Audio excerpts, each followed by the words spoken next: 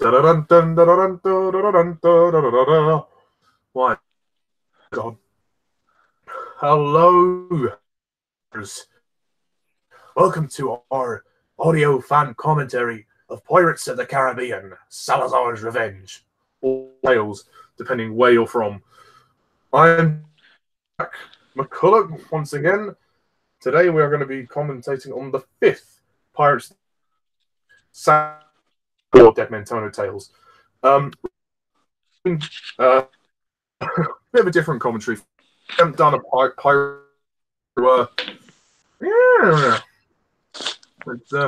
Let's enjoy this one. It's the shortest movie in the series. That's 129 minutes, and it's directed by Joachim and Espen Sandberg, and obviously starring Johnny Depp and his motley crew. As with other commentaries, this is just for entertainment. There's no commercial gain from this. We're just fans. If you want to follow along, put your DVD and Blu-ray in and put your timestamp to 0 and follow, that's fine. We cannot show footage for legal reasons. So yes. Jack, anything you want to add before we begin? Yo ho, a pirate's life for me. Yar, play me captain. Fair enough. Okay, so do you want to do the countdown, or do you want me to do it? I'll do it.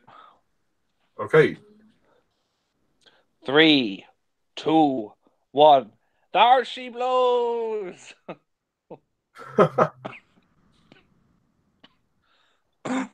Ooh, I love the music. Yes.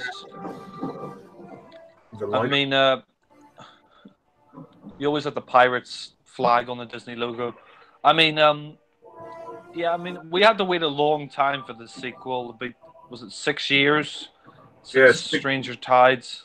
Yeah, 6 years between On Stranger Tides and this movie. But I thought it was worth the wait. Yeah.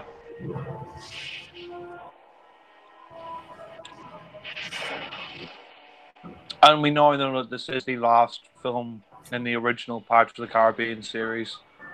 Yeah. Sad in one way, but also not sad in another way. Yeah, I think we've had enough pirate films at this point. I mean, this is a nice opening shot. Yeah. I was really surprised with this opening scene. The fact that it centers around Henry Turner and his curse. Obviously, as we know, Will is the captain of the Dutchman because he stabbed Davy Jones's heart in the third film. So in a way, you could actually skip On Stranger Tides and go straight to this movie after the third one. You don't even really need On Stranger Tides. It doesn't really link to the other movies. The point of tying with the original trilogy, which I think is admirable, really. Yeah. I mean, my opinion on this film is it's definitely a step up after On Stranger Tides. I mean, I do still enjoy that film, but I do think it's one of the weaker Pirates of the Caribbean films. But this, I think, even though it kind of wasn't really intended to be the last one, I mean, it kind of is, but it kind of isn't. I think it's a good send-off for the series. I mean, I think, like, the Pirates franchise has really kind of run its course. I mean, the first one was 16 years ago. So I think, I think 5 films is enough. And I mean, this is an interesting way to open the film with the kid, Henry tying the rock to his, Henry, and landing on the Dutchman. I mean, it's kind of nice to see how he got on the Dutchman and stuff like that. How it ties in with the other films. I mean, it's a nice way to open up the film. Yeah. Although I still am puzzled as Will couldn't let Elizabeth with him. I mean, because, at the end of the third movie, he goes off and he goes off to be the captain. I know he but surely surely she could just go on the document with him. There's no law to say that she couldn't. So, in a way, she kind of wastes her time just waiting on the island for him to come back with their son. I don't know. That's just something I've never understood about the whole curse thing in the second. Yeah, not only that, but it's like, wouldn't you just find another man if you have to wait once every 10 years? I mean, that means if you're like 20, you'd only see him 5 times in 50 years. By the time you get to 70, you know, it's not worth it. I love them. Yeah, the makeup, prosthetics, and Will, and how they've actually given him the barnacle. Because I didn't actually think that Will would actually achieve that. Get home to your mother. No. Leave now before it's too late. Yeah. I'll never stop. And I like the music. The music is actually the same theme they use in the third one. Yeah. I mean, that's one thing I'll say about the pirate films. All the music is great. It's a nice emotional way to open the film because the audience hooked right into Henry's relationship with his father. Yeah. But where's Will's dad? Yeah. I don't know, maybe he's just, fucked off. Yeah.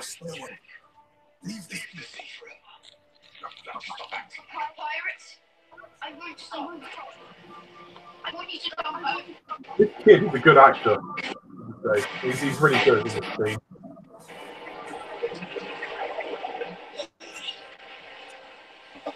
I know Mark Commode hates all the Pirates films, but I disagree.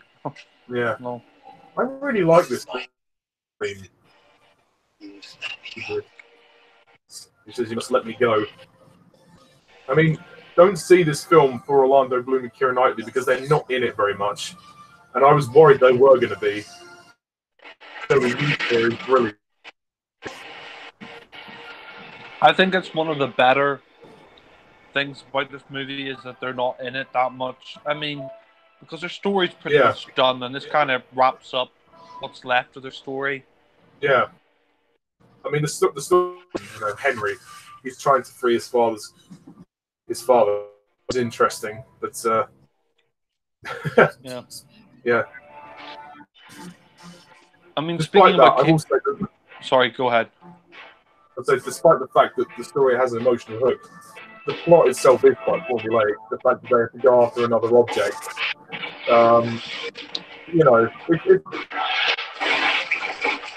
Yeah. I mean, talking about Pirates of the Caribbean, and actually talking about Keira Knightley, I mean, saying that, you're saying she's not in the movie very much. I mean, she's only in it for one scene and she has no dialogue, so she may as well not be in the movie. But we'll talk about that later. But yeah. Yeah. I have to admit, though. Oh, sorry. No, after you. No, you go ahead. Sorry. Oh, sorry, I was only going to say that the actor playing Henry is not in this film. He's all right, but his accent is a little bit slippy. He's Australian, and you can kind of hear that sometimes in his voice. It does slip a bit. You will not address the captain, boy. Yeah, I mean, talking about Salazar's Revenge and the Pirates movies in general, one thing I will say that's great about them is the attention to period detail, how they capture the look of the British ships and uniforms and stuff, and what people wore at the time. That's one thing I will say that is great about the Pirates films, is the attention to period detail. Yeah. Yeah. You're absolutely right. Do you know actually what century these movies are set in? What time period they are set in? I think it's the 18th century. The 18th century. Or the 18th or the 19th century. So about the 1700s or the 1800s. I mean, they never really say what year it is in the Pirates films, but yeah. You can tell they definitely tried to make Henry look a lot like Will when he was younger. Like, Yeah.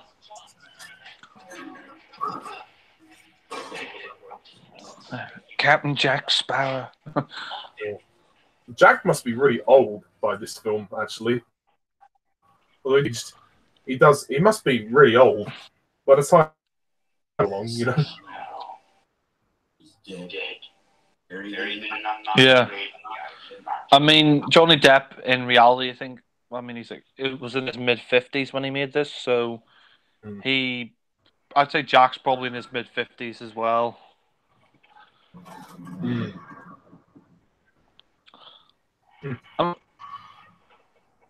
Oh yeah, here we're introduced to the villain played by Javier Bardem. Yeah, Capitan Salazar. Javier Bardem is actually one of the best villains of the series. I think remember seeing that teaser and seeing him for the first time. I thought, wow, this. I mean, especially the visual effects on his hair and everything, good. And I think he definitely plays the character really well. How this film introduces us to the Devil's Triangle, or the Bermuda Triangle, I would call it. I think it's an interesting way that they locate that in Salazar's encounter. It happens later in the movie, but it's actually a flashback.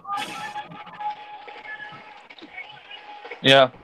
But what's interesting is that these creatures can walk on water or run on water. So I didn't know they were related to Jesus, but yeah. Yeah. This is a really interesting battle sequence. It's really dark and I love the use of fog and how we don't see Salazar until he drops down, and we track his feet. I really like that. Yeah. Who directs this film? What interest? Two directors, two Norwegian directors. They're called Espen Sandberg. Made. But I think they did a great job with this film. Yeah. I mean, I think it's a good send-off to the series and one of the best Pirates films. I mean, I think it's up there with the first one and the third one. I mean, it isn't perfect, don't get me wrong.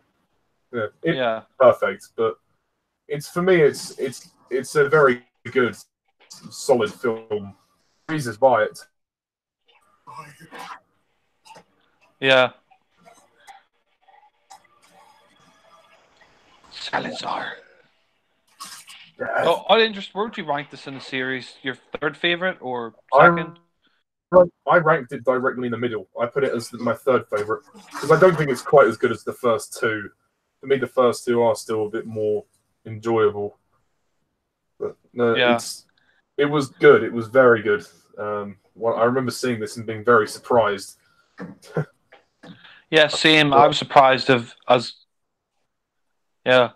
I mean, I was surprised by this film as well because the reviews were rubbish and and I think my mum was a bit skeptical of it because of the reviews, but she really enjoyed it and we all really enjoyed it and yeah, I mean, I think Captain Salazar, Javier Bardem, he's a great villain. I mean, Javier Bardem, he's a great actor. I mean, he's great in Skyfall as Silva, and he's also brilliant as he's also brilliant in No Country for Old Men as a villain in that, directed by the Coen brothers. So, I mean, he's a good actor and he's good at playing bad guys. So, yeah.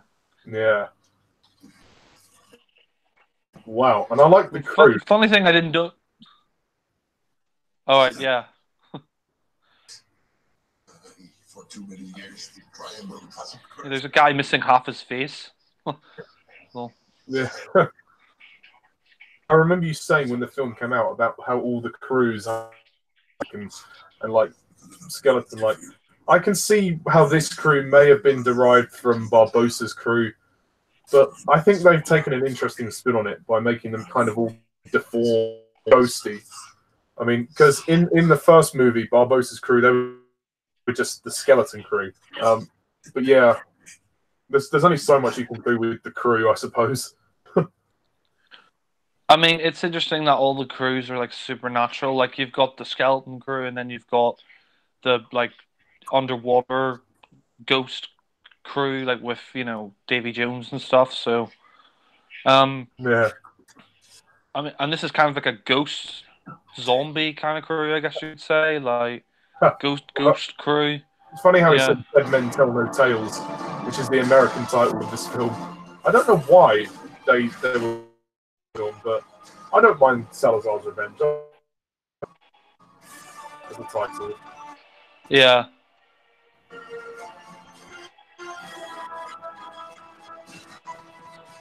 Yeah, no, I don't get it why they changed it here, but I don't mind as a title. I think it's fine. Salazar's Revenge. Um, Use the practicing witchcraft. Before you die. I like the character of Karina. I think she's cool. The fact that she's an astronomer of sorts. yeah, But the only problem with her character is that they give her a romance with Henry, yeah, which is kind of unnecessary. I mean, this is the third romance in the series. We don't need it. It's totally unnecessary. yeah. I mean, not only that, but the actress is very attractive. So, Oh yeah, yeah. Kay Scodelario is hard. She's never saw the skins. She was in that, and she got to show some flesh and have some sexy time in that show. So, Wow. yeah, the welcome edition. I think she's very good in her role, and she's not I have to. like her. Sorry, They don't go rip ahead. off Elizabeth. They make her she's actually more intelligent than Elizabeth, to be honest. Yeah, I mean, one thing I will say, Keira Knightley is fucking hot in those films, but like Elizabeth doesn't have much of a character. I mean, as the first three movies go on, they do try and toughen up Elizabeth, but by making her a pirate king, it doesn't really work because it's kind of forced. Because Keira Knightley, she's an actress that kind of fits those period drama movies. I mean, she looks great in the first movie and obviously the second and third, but making her a pirate, it doesn't feel right. I mean, would you agree? Yeah, I mean, I have to say, I really like this opening scene. I think it's one of my favorite openings to a Pirates of the Caribbean film, where they actually, instead of stealing the bank, they steal the whole fucking house building. Yeah, which is and I like the great. way we see Jack, how he's just lying there drunk, asleep. Yeah. I mean, I will agree with you about this being Johnny Depp's weakest performance. I think, he's just kind of doing the same old same. He's kind of going through the motions. I mean, I didn't think he was particularly great on Stranger Tides either. I mean, I really think since the third film, like after the third film, he just kind of started phoning it in a bit. But I mean, here I'd probably say it's his weakest performance because there's nothing new to the character, and we've seen it before. And also, I think Johnny Depp, himself, um, Yeah. you can tell he's put on a bit of weight, and it's just nothing it's really not new. Yeah. I think he's put on very much, but yeah, I think what they've overdone the drunken wastrel aspect of his character. He's just they needed to get away from that because in the earlier movies there was always serious moments with Jack. There was funny moments, there was drunk moments, there was serious moments, but in this film, almost scenes doesn't really work. That's a good joke. I believe, sir, that's your wife.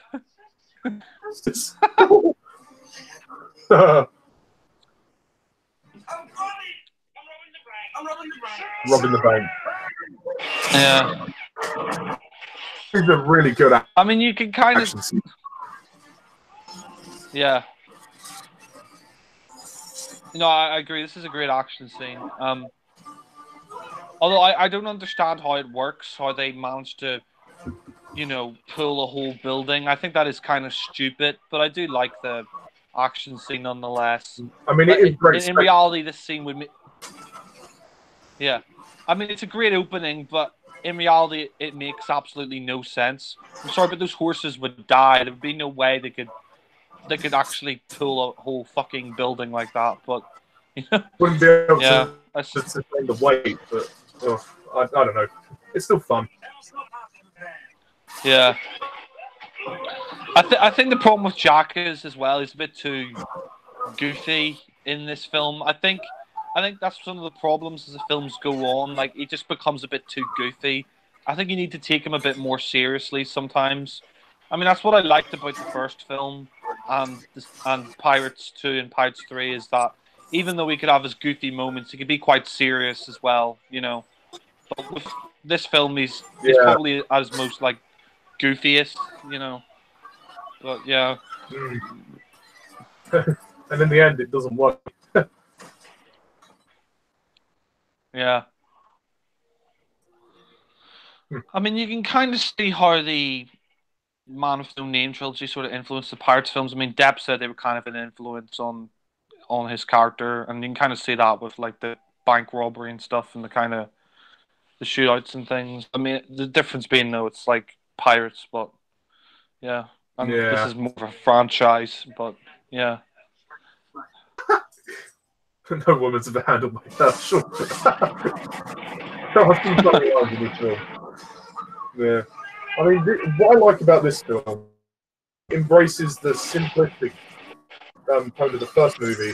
It's just a back to basics. It's not meant to be. Well, I guess it is actually an emotional core with Will and Henry makes a point of tying the films together, but it's not cases, which is its biggest strength, really. Yeah. I mean, this film kind of reminds me a bit of a fist for a few dollars more, like the way kind of reminds me of Western with all the horses and them stealing the bank, and they kind of did that in Fistful of for a few dollars more, where they robbed the bank by pulling the bank out of like I think they used horses to pull the bank out of the building or whatever. Yeah, but one of the jokes that does get tiring is, "Oh, you're a witch." They keep going on about that. Yeah, and that does get a bit irritating. That's just with a fault within the script. I think the Pirates films kind of rely a bit too much on formula. I mean, this film kind of relies a little bit too much on the formula, which isn't a bad thing. But I think the Pirates films, I can understand why some people aren't a huge fan of the sequels because they do kind of rely on formula, like Captain, like Jack Sparrow's a drunk, he's a bit of an idiot, he's a bit of a, you've got to have your fight scene, you've got to have your action scene where Captain Jack, escapes and saves the day, or whatever. Yeah. So, yeah.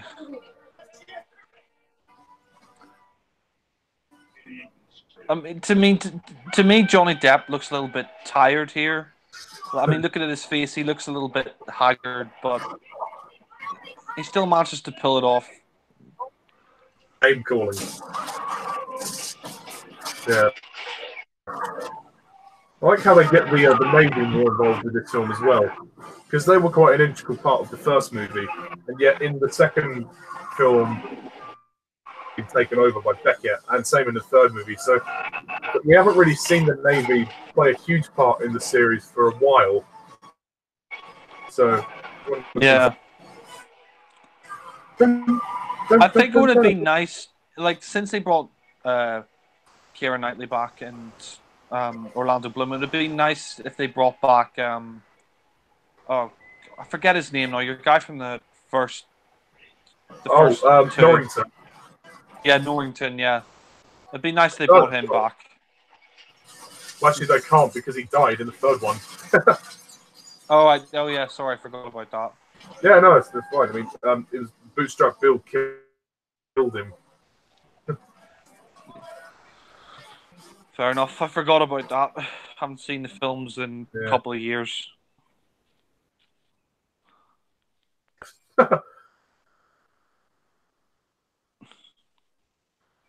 All of that was for nothing. Kind of reminds me of the Wild Bunch where they rob the bank and it turns out that instead of gold or whatever in the bags, it's all washers. But, yeah, I think they come out with nothing. Yeah. The little guy back, Marty. Yeah. Kevin McNally, definitely his best role, much better than his role in the Twin Dilemma. Yeah, we don't say anything about that. I mean, in On Stranger Tides, Barbossa says to Jack, the crew of the Black Pearl all died, so I'm not sure how Marty's still alive, but whatever. You know, I'll go with it. It's only Pirates of the Caribbean. Yeah, I mean, the continuity is a little bit loose, but yeah. One-legged man with 18-pound balls. That's why he walks funny. Yeah.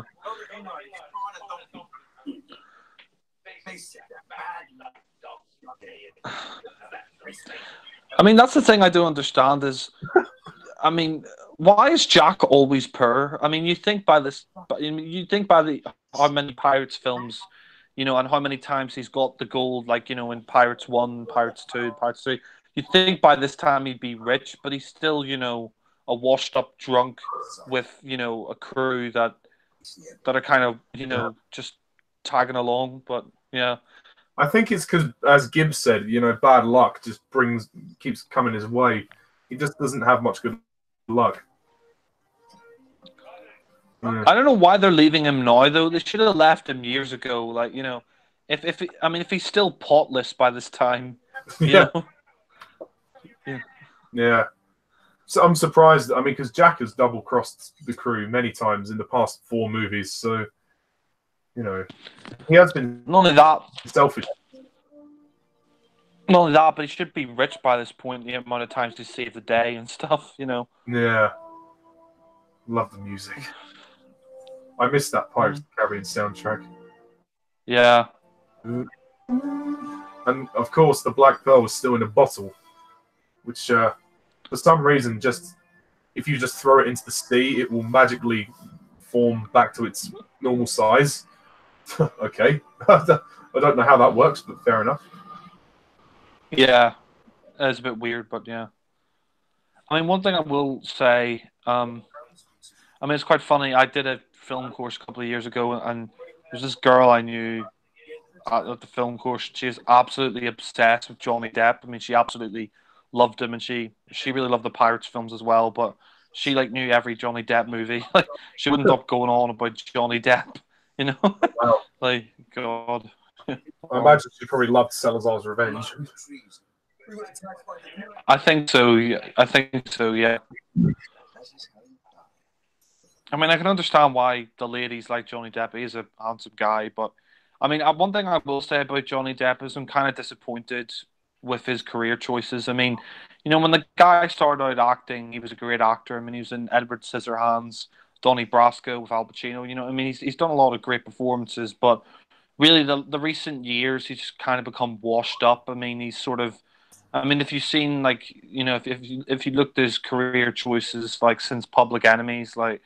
I mean, he's just kind of been on drugs. He's been addicted to alcohol. He's just kind of, I mean, he's just been kind of doing, he's kind of been doing movies for the paycheck. Like, you know, he's just kind of been doing roles for the sake of it. He hasn't really pushed himself. I mean, even Black Mass, like I saw Black Mass and it was supposed to be like a defining role for him. And while he's really, you know, and while he was pretty good as Whitey Bulger, it wasn't really a great movie and it wasn't any near his best performance. I mean, he was good in it, but I mean, it's kind of a shame that his career.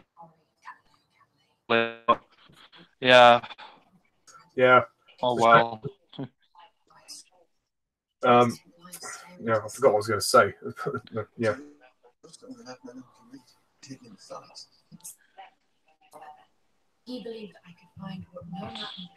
He does look a bit like Orlando Bloom. Yeah, actually, he is well cast. I mean, he does look like if Orlando Bloom and Keira Knightley had a kid, he'd ideal person.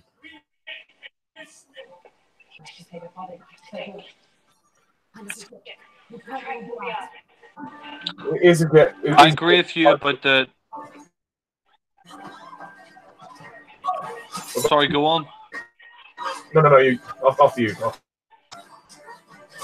I was just gonna say I kind of agree. I was just gonna say I kind of agree with you in the plot that it's kind of a bit too derivative of the other films in the series, like going after an artifact yet again. But you know, Yeah.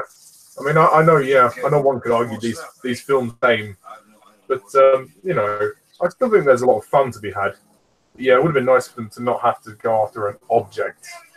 Biden, that's where it does start to get like, yeah, okay. How does the trident? We don't know. It's never explained. maybe if they just made it, I mean, maybe if they just made it more of a personal story, like Salazar wanting revenge and Jack, and just making it more of a personal vendetta story, like, and have it be like a story focusing on Jack and Salazar. Like maybe the film would have been even better. Like, Yeah. but yeah, I I mean, mean, to be fair, I just think that they do kind of do that. They do kind of do that because Salazar Jack for the cause of his death, really, and obviously, Henry's trying to free his dad from his curse. So there are characters who have motivations, but I didn't understand why Barbosa was even in the film until later on in the film when we get to the big twist. Lol. yeah, no, but I do think that they could have focused on it a lot more. Like, just probably get rid of the Trident stuff and had more about the revenge, like the Yeah. personal connection between him and Jack. And he probably could have had a better movie. But that's still not saying the movie's bad. I still enjoy it a lot. Mm. Yeah. For me, it was a lot better than I expected it to be initially.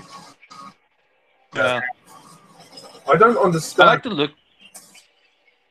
Sorry, go ahead. No. After you. Sorry, that was me. I interrupted you. No, sorry, you go ahead. I was just going to say, I don't understand how actually Salazar know. How does he know that Jack traded the compass? Because the sunlight shone through. It doesn't really make sense. Yeah, I agree with you. No. Yeah, I agree. It doesn't really make much sense. Well, does he just sense it? Does he have Sith powers or something? What? His tingling. Yeah. Spidey senses, yeah. God. I love the ship that Salazar owns. The fact that it's a ship that can eat other ships. It's really cool. It's almost like I'm surprised it could even sail really without getting water through it. You know what kind of reminds me of? The submarine in The Spy Love Me that swallows other ships. I mean, maybe there may have been some inspiration from that. You never know. I do love the look of Salazar, though, like the sort of crusty-faced look with the black teeth. And I mean, he's quite disgusting looking, and I think, it makes the character better, in my opinion, like more creepier. Yeah, I think that's the best thing you could say. Like he's physically creepy. I mean, I think they've tried to top themselves with Davy Jones because do you remember in the second film, Davy Jones, they went to a lot of effort in the visual effects for that. But I think they tried to outdo themselves, and they probably might have done actually. I mean, they could have won an Oscar for visual effects. Both villains are very creepy looking. Yeah. That joke was pretty. Sorry, go ahead. No. After you, man.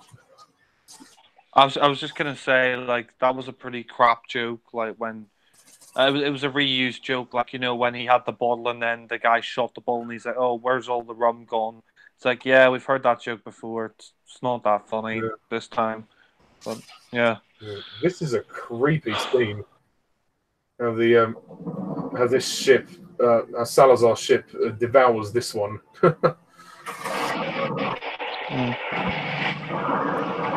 Feeding time.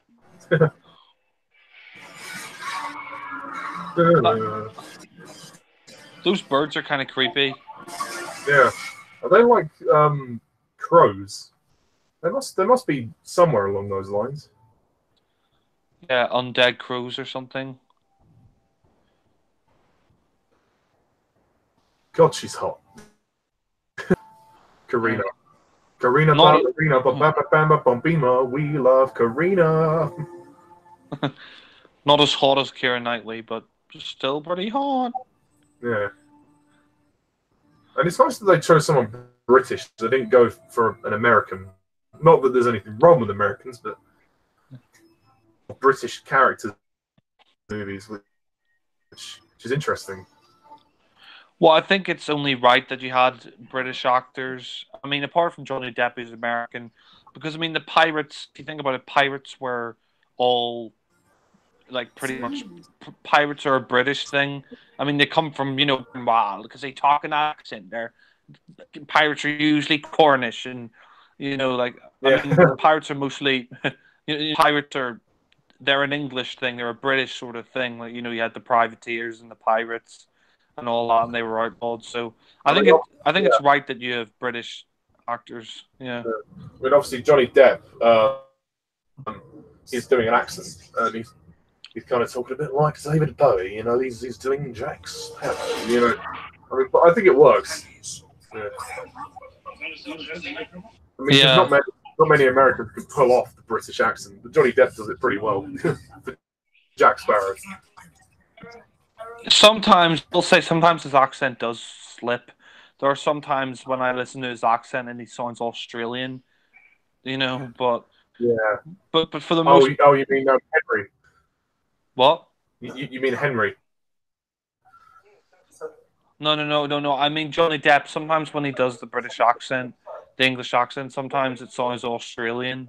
Like, hello, mate, I'm Captain Jack Sparrow. Like, sometimes it sounds Australian, but for the most part, it's pretty good.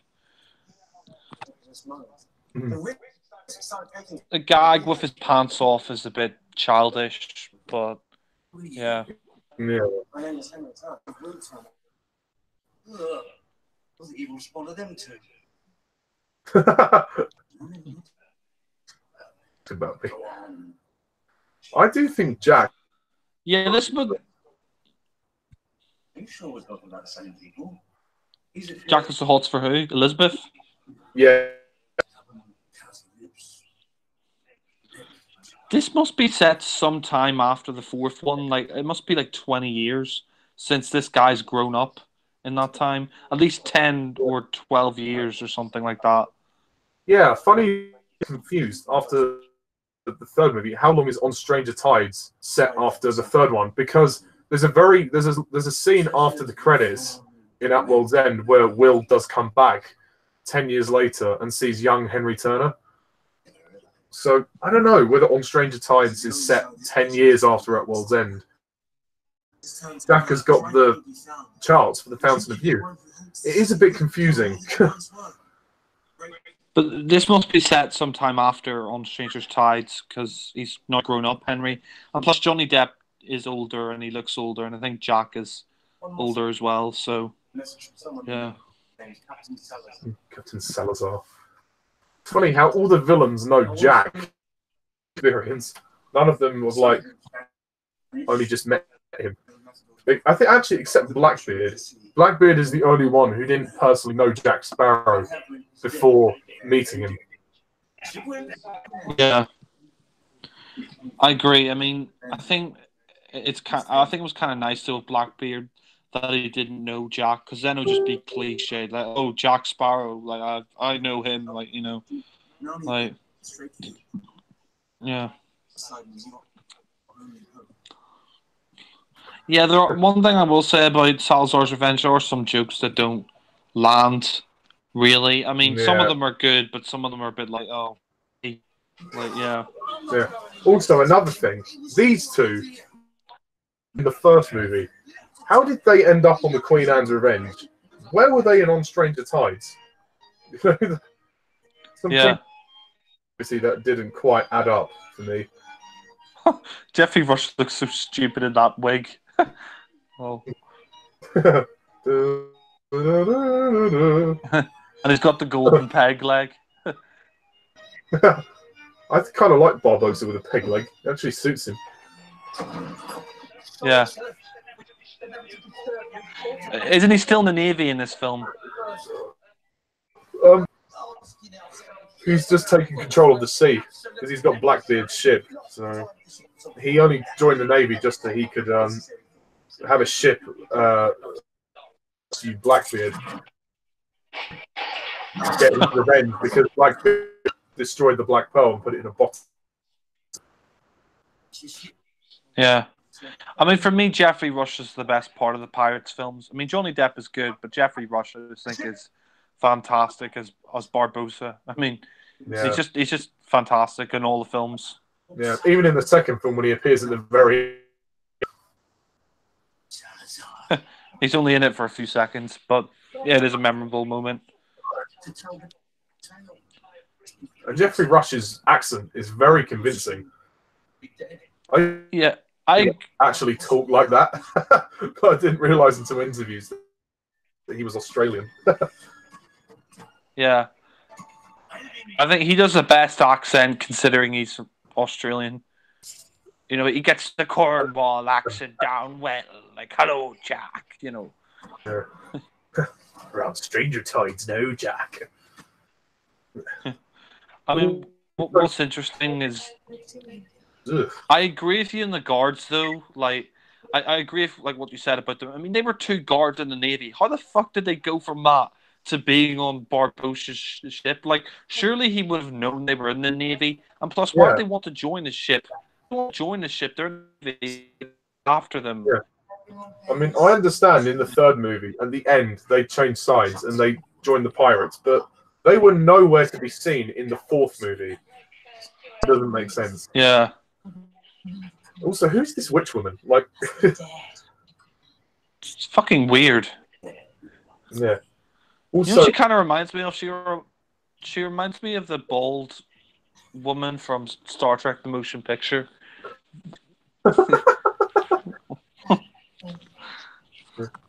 I mean, V'ger or whatever. Yeah. Yeah. She's weird, and also she gets Jack's compass. How does she get the compass? By magic. It doesn't make sense. There's a lot of things in this movie that don't really make sense. Yeah, I mean, I suppose you have to suspend your disbelief with the Pirates films. But...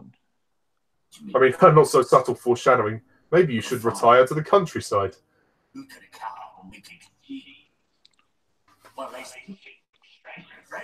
Treasure. Oh, has she got Jack's compass? She gets Jack's compass just out of thin air. Yeah. Bit weird. I like the idea that Barbossa to see what his real treasure is. Obviously, it's revealed later that Karina is his daughter. So, yeah, the fact that he actually sacrifices himself for her, I think is quite beautiful. Like that he realizes that he didn't need the gold or the silver. He actually had a daughter, even though it comes out of nowhere. It's still nice. Yeah, I mean, I think it's nice that Barbossa gets more development in this film. That he has a daughter and stuff. Like, because I mean, he's quite a ruthless guy, and then he gets a daughter, and you know, he realizes he has a daughter and stuff. So I think that's nice. And I mean, even though you could say it's kind of pointless killing him off twice, I still like it. It's Paul McCartney. Paul McCartney. Yeah. Uncle Jack. Live and let die. Yeah. That's when he started singing that in the scene. Yeah, I mean, do you got the compass? Because I don't have the foggiest idea. Yeah.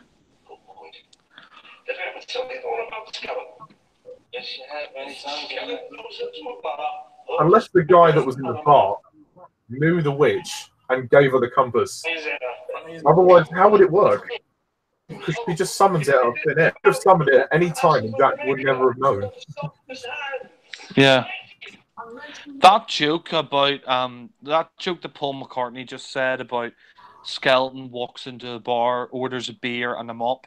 That's a reference to a joke that Al Pacino made on the set of Donnie Brasco, because Johnny Depp was on the set of Donnie Brasco when Al Pacino made that joke about a skeleton walks into a bar, orders a beer and a mop. and Johnny Depp didn't get it. Like, he said this on a late night talk show, like, he didn't get the joke. But, I mean, the joke is basically, you know, a skeleton, you know, drinks a pint, it's going to go through him, so that's why he needs a mop. But, yeah. Oh, that's interesting. The guillotine. Funny scene. I will admit this.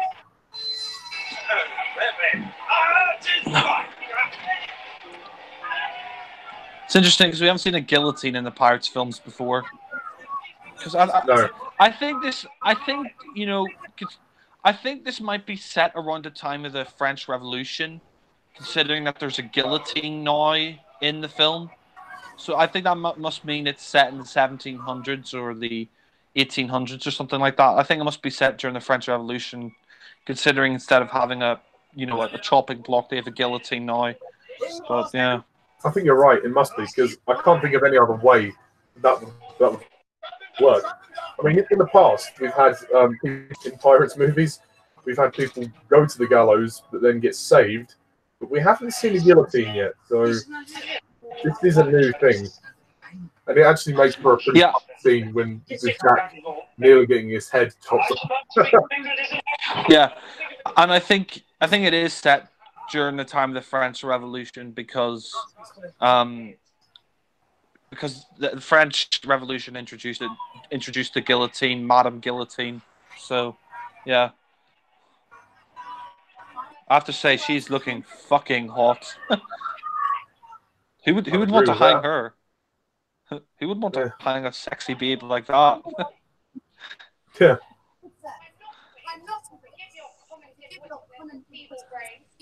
In short, most of you have the mind of God.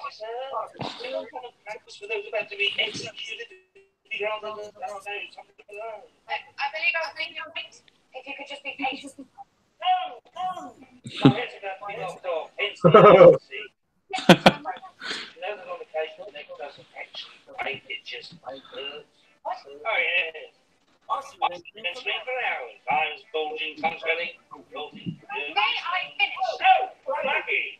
Father's come. Kill the filthy pirate. I'll wait. You kill the filthy pirate. Ding dong, the witch is dead.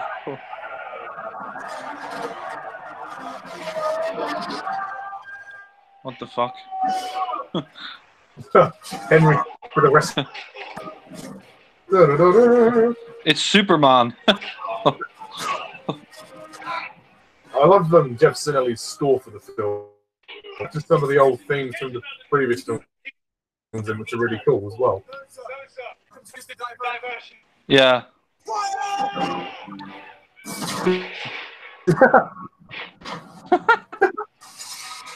Uh-oh. Oh shit.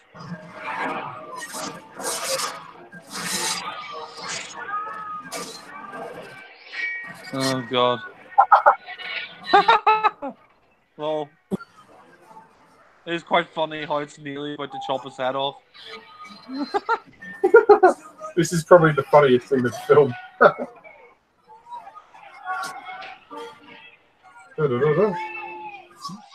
Yeah, I agree. It's one of the few times the comedy actually works. And it's a cool action scene as well.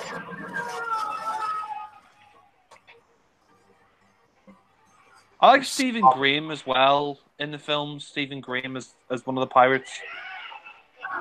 Yeah, I think his character's called Scrum. And I think he's in the fourth movie as well as this movie. I mean, he's a really good actor, Stephen Graham. He's an English actor. He was in Boardwalk Empire as Al Capone, and he's played other characters. He was in This Is England and stuff. Yeah. Whoa. Like I said, who'd want to kill her? Who'd want to hang her?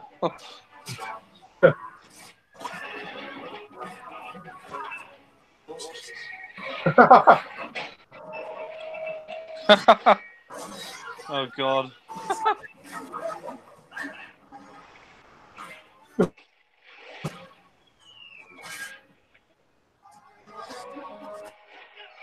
That guillotine has really got a cut out for Jack. How does that even Oh shit! happen? Scrum is a bit of an idiot for doing that.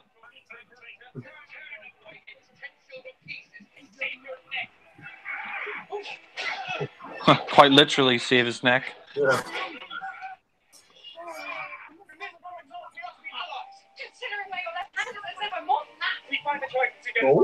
Oh. Holding everything but my word. Holding her fanny. Oh.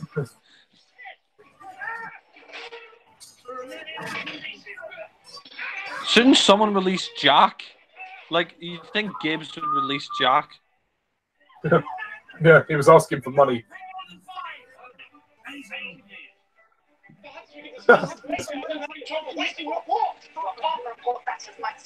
Someone cut the noose, for fuck's sake. Look at this. If I kill a coward, which hand? Who for the price of what? Well, it's difficult once he kills me.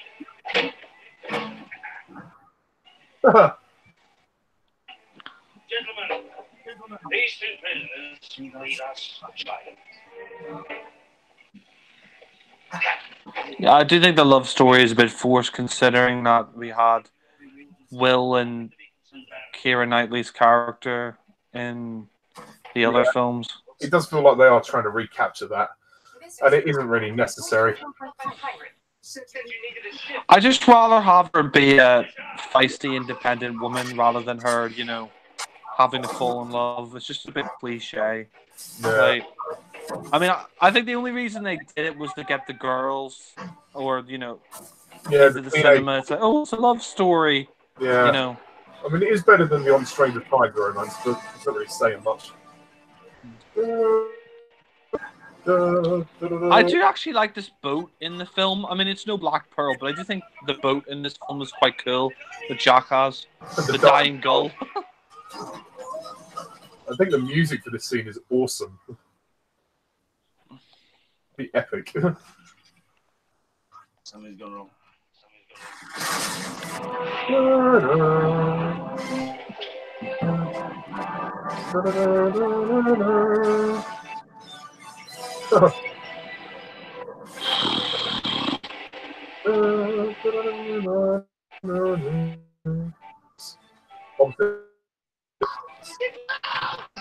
I always say Jamaica or the Caribbean.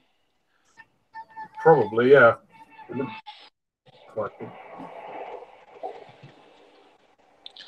That's one place I would like to go to. I would love to go to Jamaica or the Caribbean.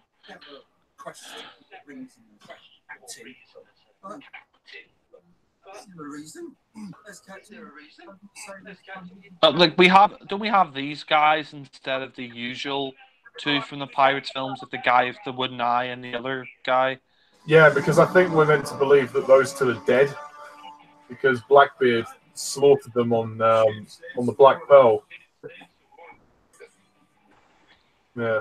To be honest, I would rather have had them live than these two guys. It would make more sense. It would have made more sense for them to be in this film than those two guys. I suppose so, yeah.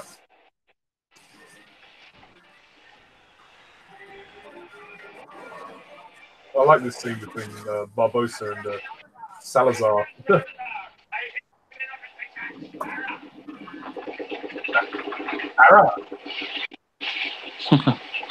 Imagine you just swallowed him anyway.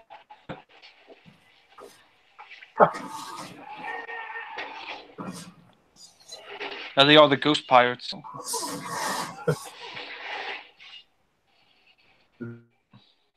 I do think the effects are quite good. I mean, in some ways they look a little bit unfinished, but that's kind of the effect they're going for. Yeah, the fact that they're all ghosts and they all kind of look deformed.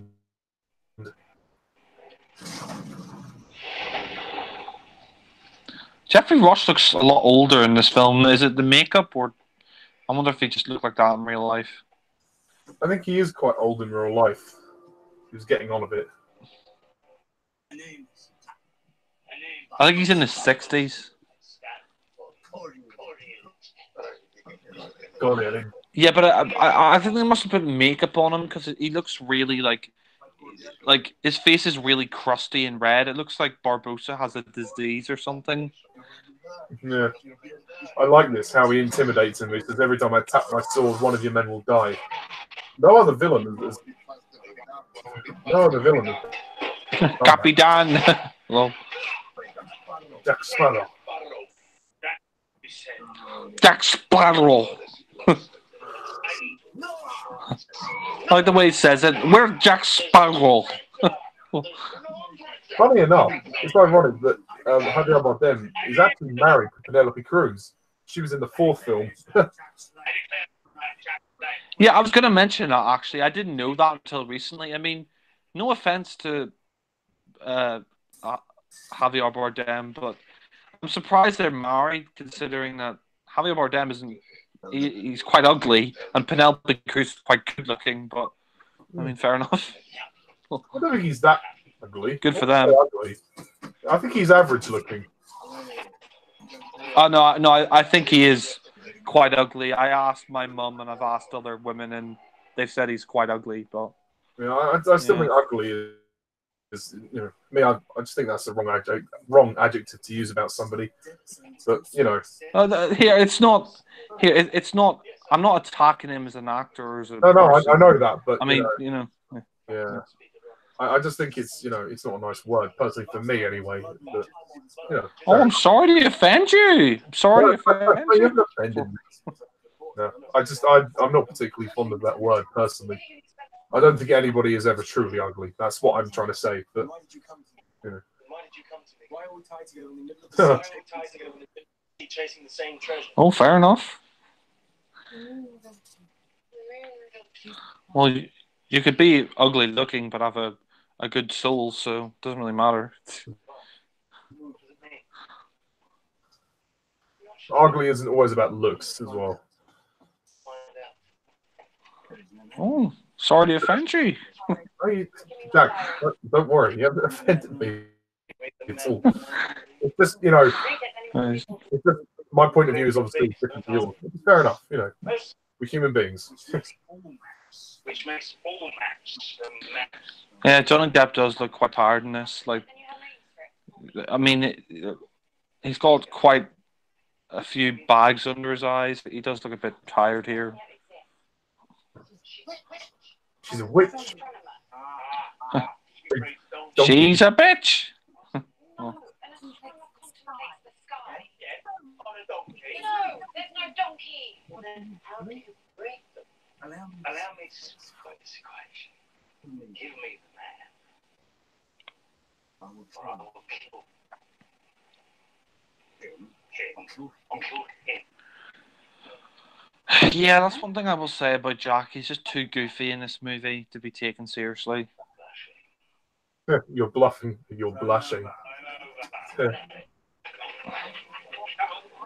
I just think he's too goofy. Like, he could have just said, "I will kill you," and so he said, "Oh, I will kill him. I will kill him." Like, you know.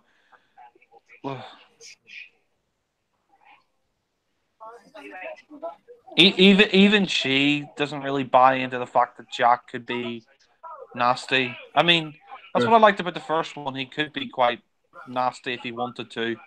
Kind of an anti-hero, but yeah.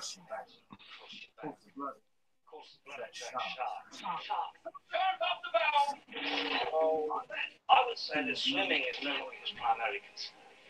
That is there. Where? Tip your finger. In the heavens. That diary leads into that in the stars. Let him up. I'll find it tonight.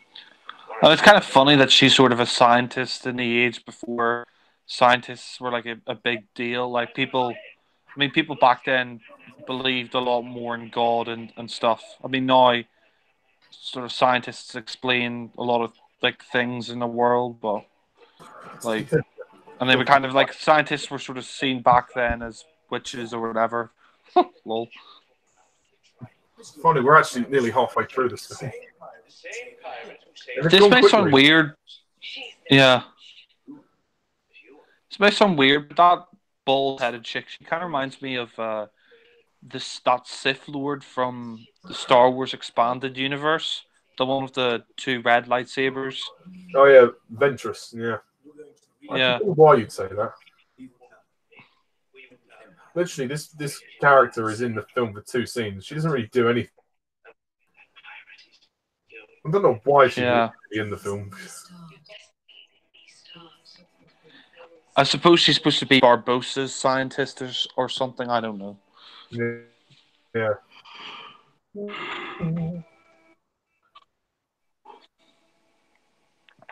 It is slowing down a bit, but overall it's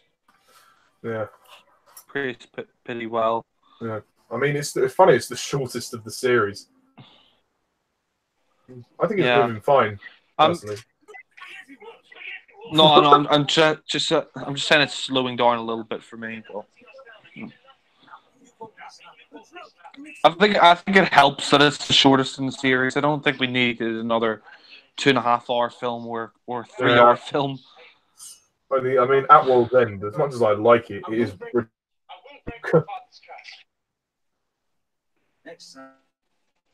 Yeah. On Stranger Tides was short. It was shorter, but it wasn't short. You know, it was still long. But you know, it was shorter than the 3rd movie, which is a blessing, to be honest.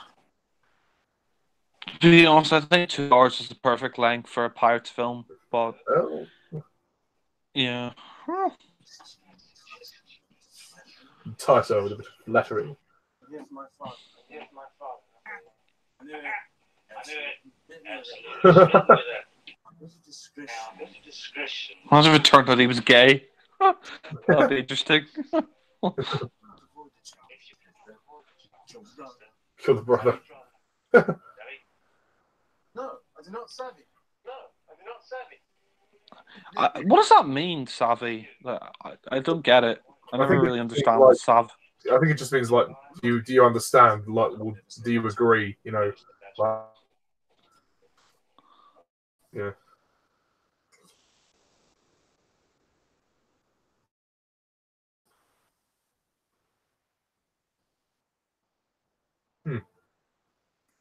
Just because you can't see something doesn't mean it's not there.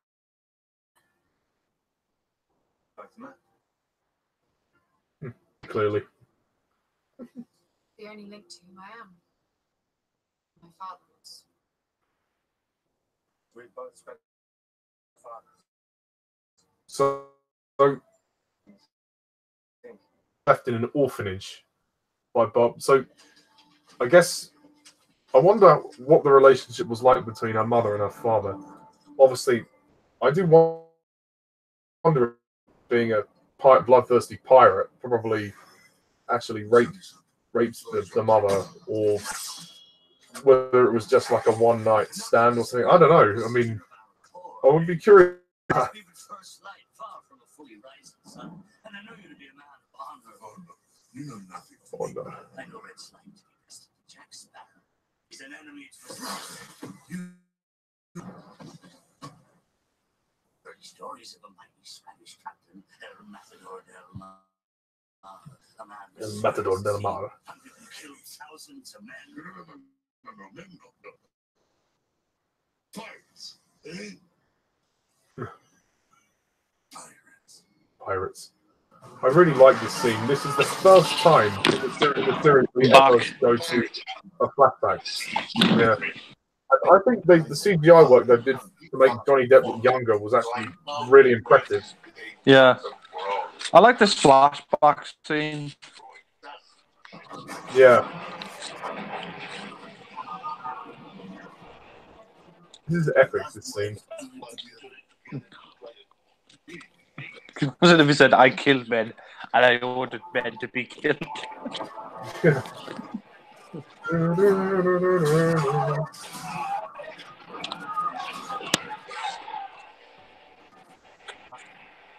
Hydrogen cyanide. Yeah.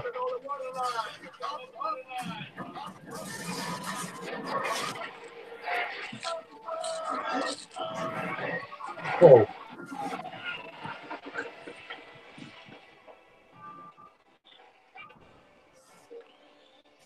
Okay, so Jack Sparrow got his compass from that guy. Okay. Not like that was an important fact we needed to know.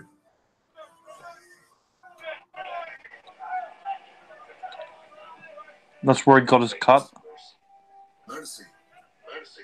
Mercy. Mercy. There's no mercy. There's no mercy. Ugh.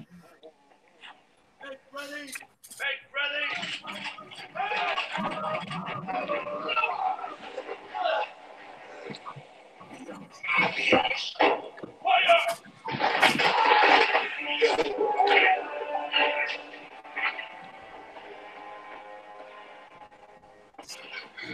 It's up to you now, Jack. This compass points towards what you want most. What you want most. Never. Never. Betray it. It's kind of cool that we find out more about Jack's story in this film. As it's the last film in the series, it's kind of nice. Yeah. I mean, this is the 5th movie, so I think we were due for a flashback. The CGI here is quite good, but I don't understand why they just didn't get a young actor who looked like Johnny Depp. Well, I still think it's quite impressive that they CGI'd him down to that. Well, they probably did a double, and they just CGI'd Johnny's face on there. And obviously he recorded the lines, and then they just changed the pitch of his voice. Well, the CGI looks pretty good.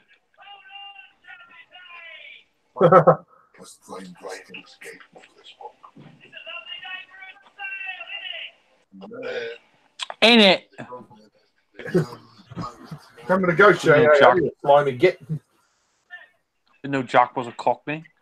Yeah. He does talk with a British accent, to be fair. So.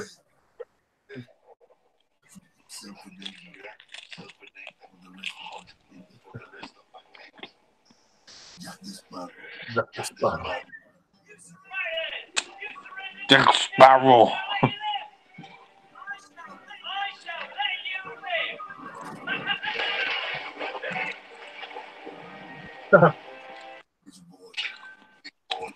He was ordered to wipe out the pirates, wasn't he?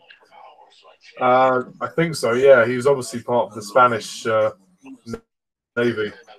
Who led him to his death.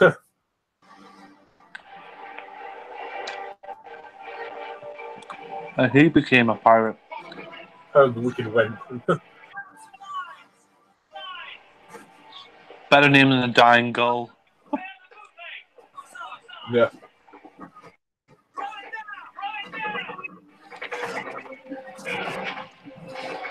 Which is quite clever the way he How turned it around. How old was Jack here in his 20s? I would say, yeah. Dun, dun, dun, dun. Clever.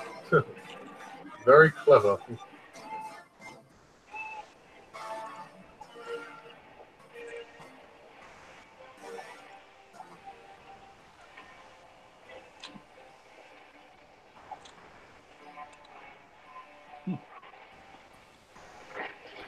I think Grand Moff Tarkin from Rogue One just appeared randomly.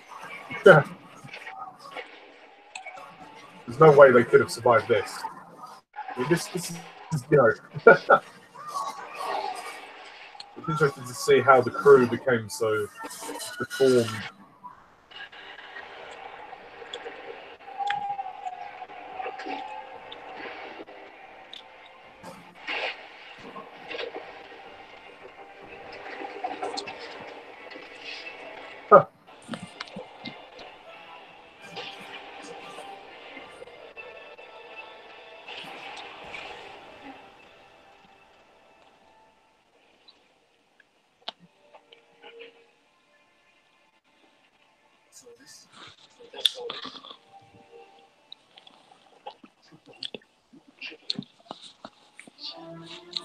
Oh. Where he gets his cutlass and his pistol. One pistol, The one CGI shot. for the most part, it's pretty good, but it's a bit obvious that it's CGI his face. And they gave him the piece of 8 that goes on his bandana. On the hat. Mm. I mean, they don't really need to explain how he got his hat and all that, but it's nice anyway. Yeah, it was cool.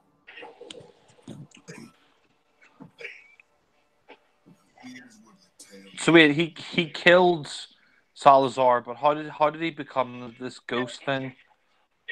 I think because they went into the Devil's Triangle. I'm not even really sure. It's something to do with a curse. Like, obviously, like basically they all became cursed after they died. So that, yeah, I don't know. It's not really explained, but they just want to be free of their curse, kind of like the first movie. How the crew want to be free of their curse. They want to be free, or they can come back to life. I don't really know. It is a little bit convoluted. You're saying that again? How can we go to a spot where no land exists on any map?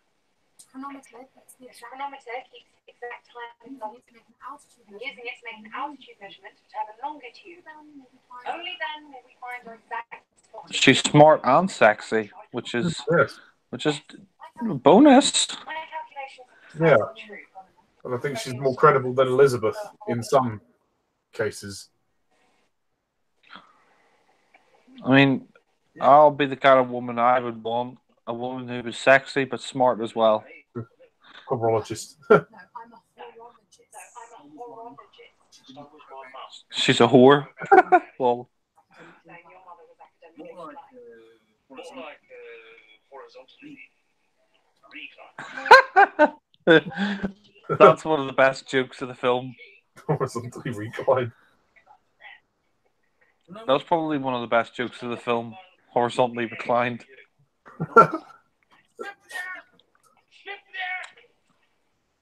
Salazar. Quite a filthy joke for a Disney movie. Yeah. To get their revenge. Dead. Well, the movie is a 12, so anyone younger probably wouldn't get it. Like that. Kill them all. Kill me. Yeah. And I'll be dead. The other dead won't be able to speak. I think the highest rating Disney do though are 12 movies. They don't really do 18 movies because they're a family company. Mm. Smart as chess.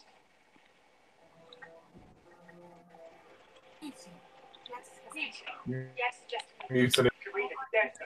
Well, I choose not to believe. Supernatural nonsense. Do you not see what's behind us?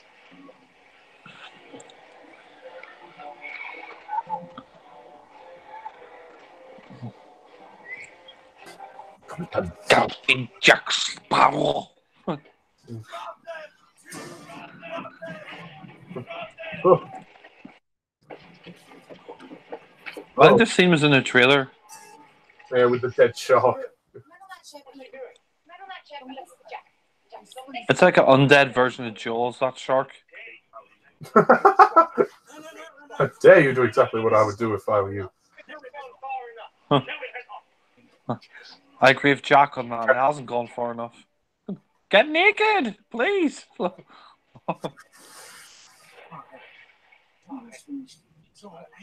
You'd have seen a lot Oh, That's quite good. Did a lot more of the potato shot. yeah. That would have been good. there are some. That's a good funny. ones. That's a funny joke though, like reference to because back in the 18th century, 17th century, like apparently because women were so covered up, apparently even a little bit of ankle would have like turned men on. But yeah, you know, ugh, decayed jaws.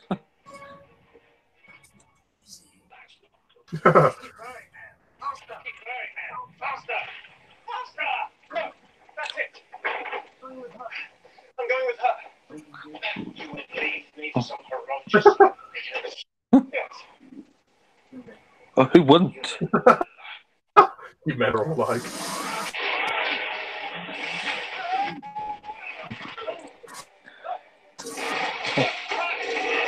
Jack's become a feminist. Well, Yeah. This is a cool sequence. Well, I'm not entirely convinced by the CG. You know.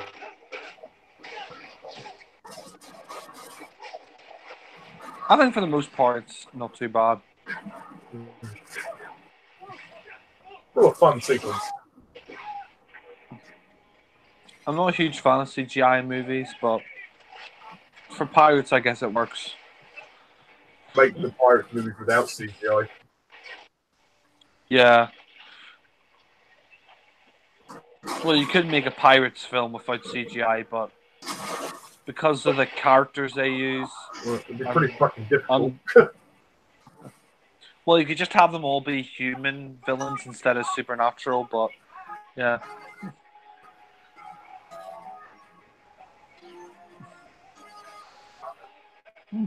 It's nice to see her all wet and on the beach. Oh. Sure. There they are, the Jesuses. Walking on water. Yeah, I'm walking on sunshine. Whoa. He even wears the same outfit as Will in the first movie. Yeah, I think they're that's making probably a Henry bit too... look too. Yeah, I think Henry's kind of a Will 2.0. Yeah. Yeah. Only difference Yeah, being he is a bit- only difference is he's younger. he's just a bit more of a pretty boy. Yeah. Oh.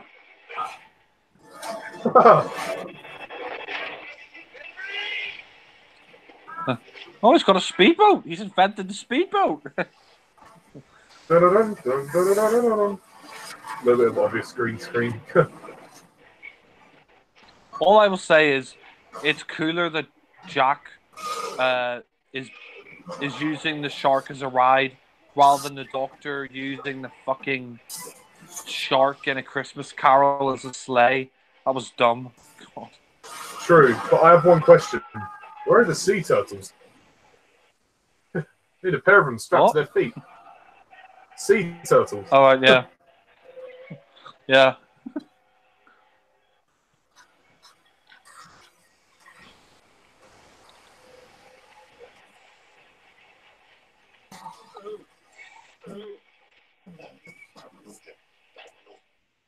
Spiral.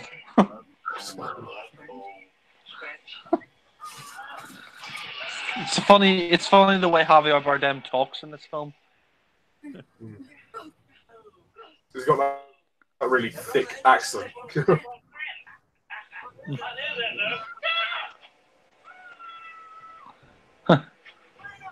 Karina! She's turned into a bit of a scaredy cat. Because, yeah, I mean, she doesn't quite believe in all the supernatural shit that goes on.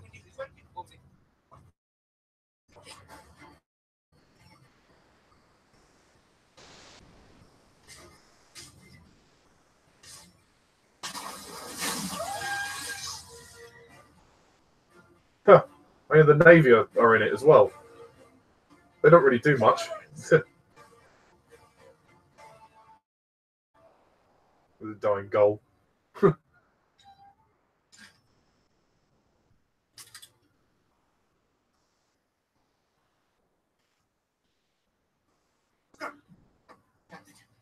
told me that if anything should ever happen, he wants you to be captain. I mean, I would for you, that's why you got a captain's hat. Read them words. Good hat. Take the wheel, and you take the captain's hat. It's the baddest moment of my life. We will beat your captain to death. That's where the head. We'll beat your captain to death. Scratch. Marina is the only one who can help.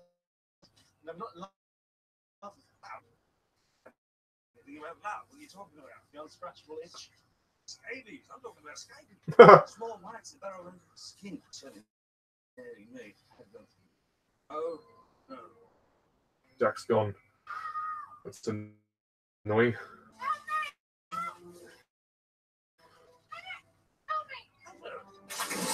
I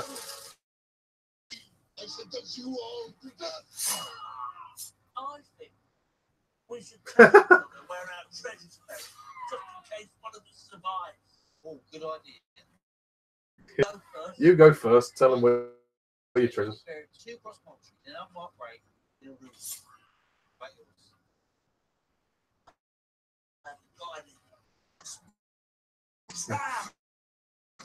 Well, how Salazar is just this merciless killer. He just can't. He'll stop at nothing to get Jack, everybody in his path.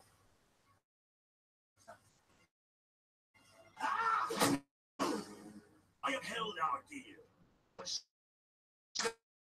Yours. Only honor. Honor? What honor? What honor? What honor? Spare me my life, and I'll fetch you this battle. And a cord. A cord.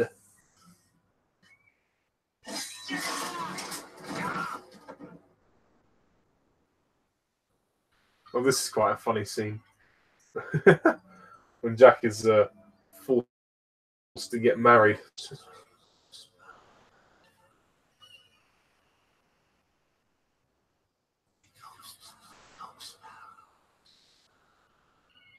Wake up, Sparrow.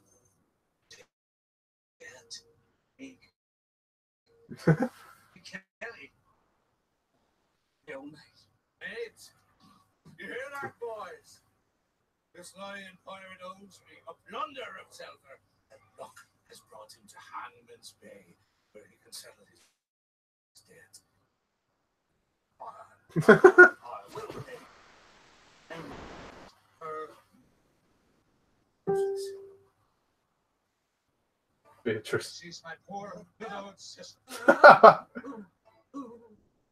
What is that? You've been looking for a respectable man. But you'll have to. Wait, let's get out of it.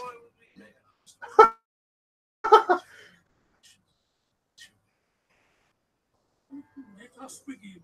In the barn.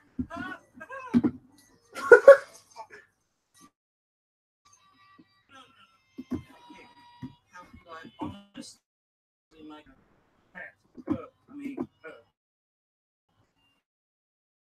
what are those things? Our children. Espen and Espen. The best man.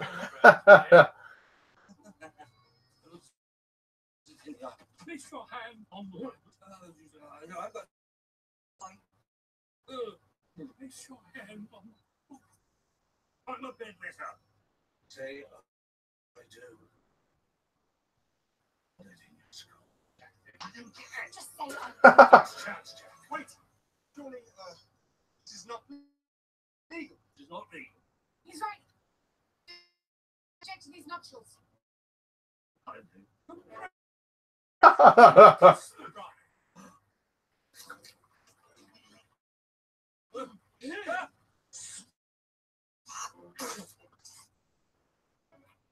Oh.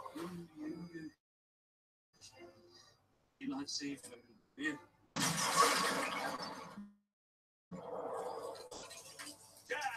We meet again. Hector. This is the bestest mate in the whole world. I check it out. Did you bring me again? No. That's quite an amusing sequence.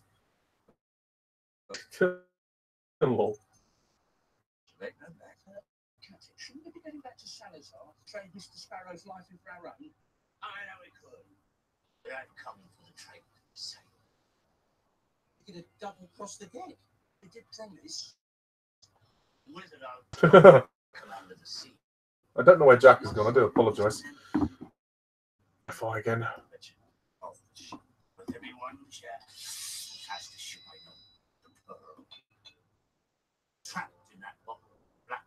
5 winters ago. Like a southern blade, it is a bit. I mean, it doesn't. The bottle. Like, they just smash the bottle with the sword, the ship in the water, and then it increases to normal size. I don't really know how that works. It's not really explained, but hey ho. This is a Pirates of the Caribbean. It is just meant to be fun, you know. But still, there are some continuity problems and some logistical things.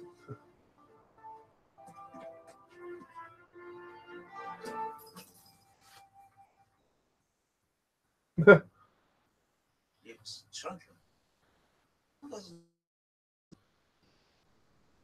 Mine is powerful. She needs to see.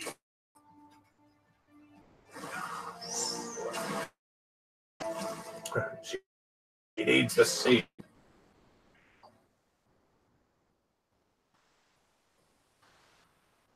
She was a fine ship.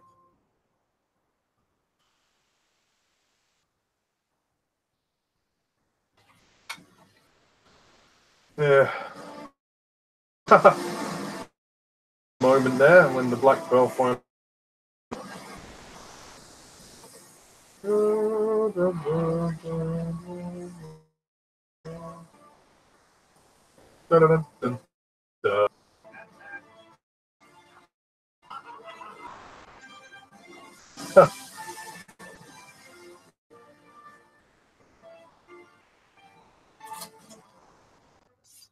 Heavy room for only one. Captain. Oh, you filthy beast. Jack the monkey. He's looking old. Dun, dun, dun, dun, dun, dun, dun, dun. That is an epic moment. I mean, the Black Pearl has been through a lot in these films. It had been taken, it had been destroyed by the Kraken, it had been brought back to the land of the living, then it was put inside the bottle, and then that happened to it. It is, you know, so much had actually happened to it. It's nice to see it restored to its former glory. Captain, you don't have to understand. Just believe.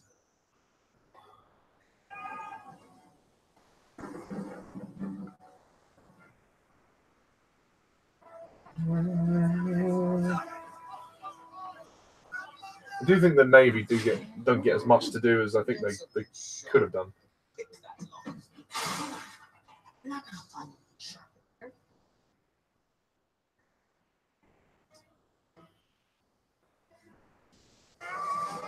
Keep standing up, Bill's rat.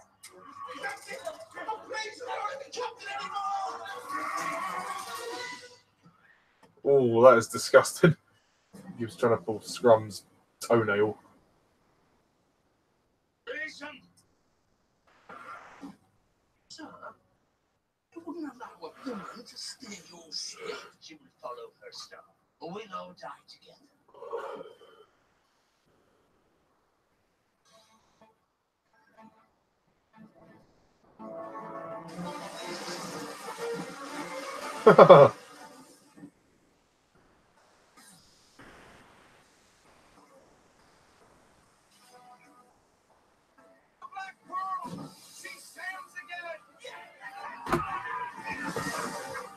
This ship. Ghosts. There can be no logical explanation. Let's see a real Karina. Glad you can finally see you were wrong. Wrong. Perhaps I had some doubts. This is the worst apology I've ever heard. Apology? Why would I apologize? Because we've been chased by the dead, sailing on a ship raised from a bottle. Where is your science in that? Fine. I will apologize. Go on then. Although one could argue that you owe me an apology. My life has been threatened by pirates and death. Which you now believe in, sorry to say. Apology accepted. I'm going to the lookout. Glad you see it my way. She's an interesting character, Karina. He doesn't want to believe that she's wrong about logic. Those pirates are going for the treasure.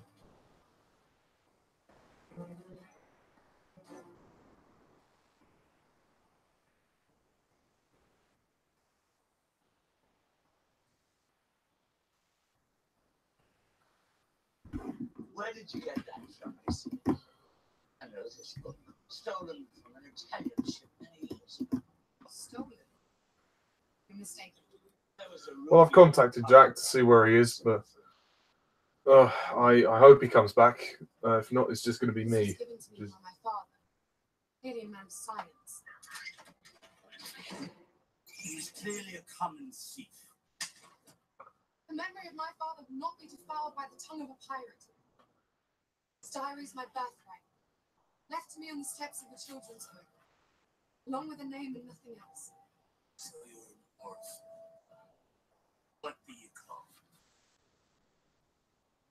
Bright Star in the North gave me my name.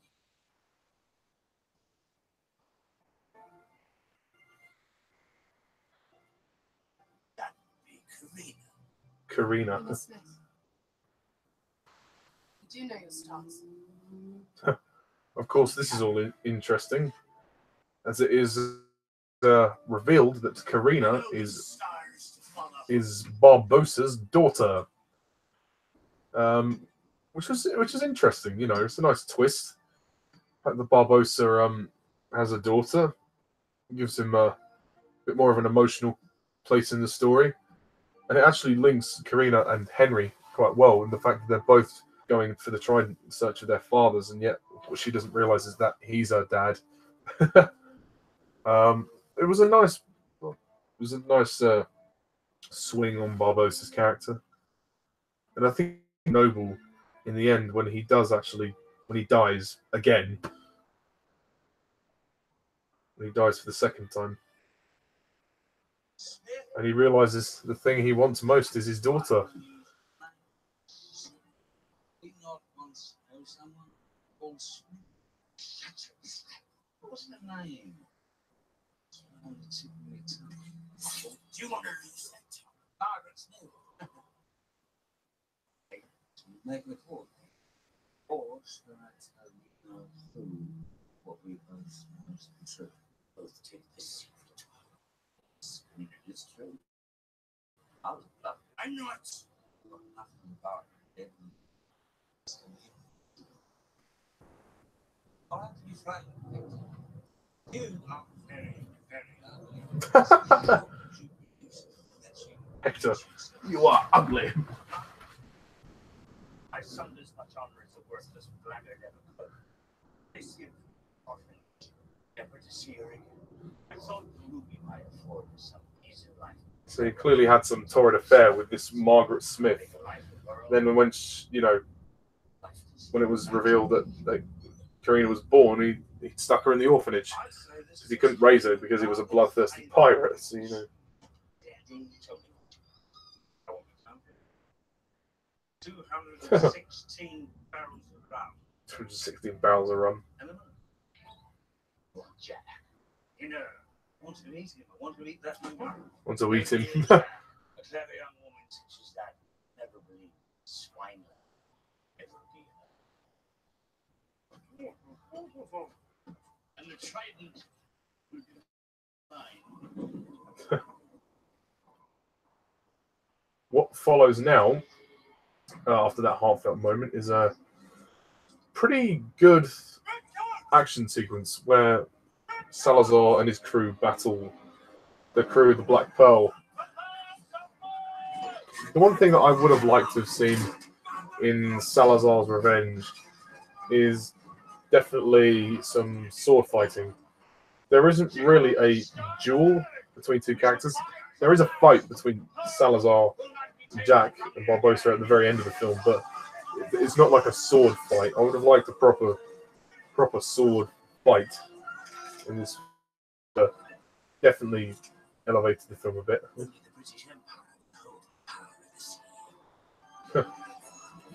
And the Navy obviously wants to hold the sea. There's so many people going after this trident. It does get a little bit convoluted as to everybody's reasons for going after it. I mean, obviously the Navy are sort of dispatched of anyway. Yeah. This is still a fun film. I do like it.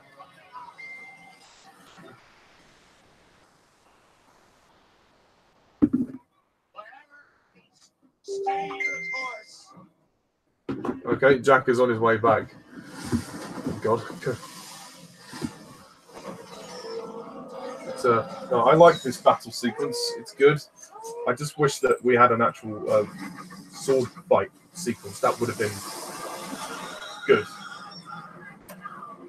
Jack Sparrow is kind of being a little bit goofy in the scene when he does sort of jump around a bit. Yeah, Sparrow. Sparrow. The butcher's bill. I come with a butcher's bill. Where is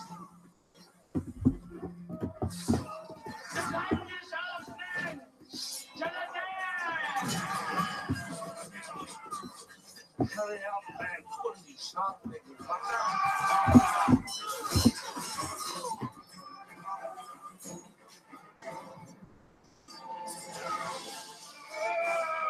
Do, do, do, do, do, do, do.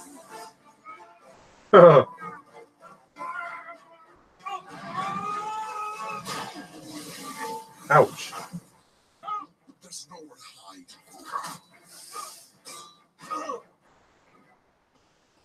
This fight should have been a lot more physical, I think.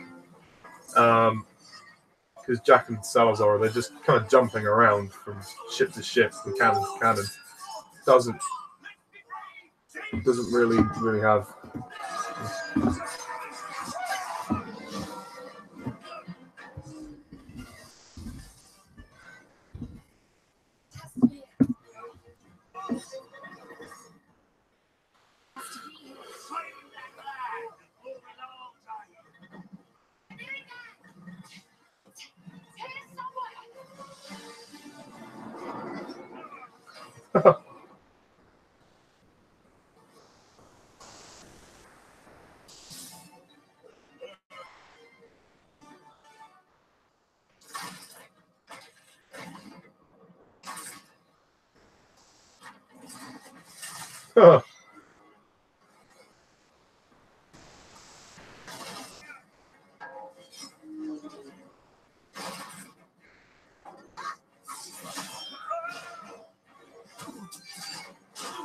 Oh. Watch out for the cannons, Jack.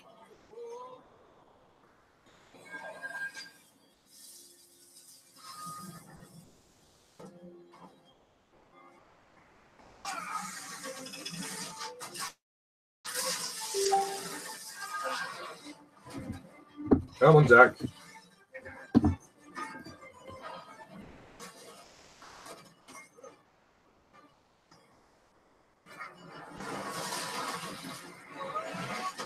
Oh, I think the action is done well in this film. It's handled competently well. I mean, it's not the best action of the series, but it's entertaining enough. And yeah, especially the final battle, which will be coming shortly.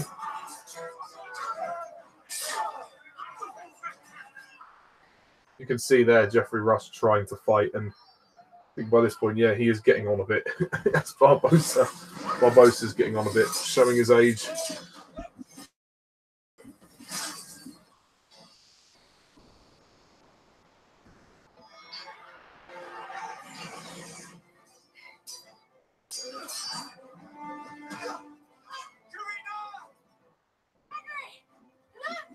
Hmm.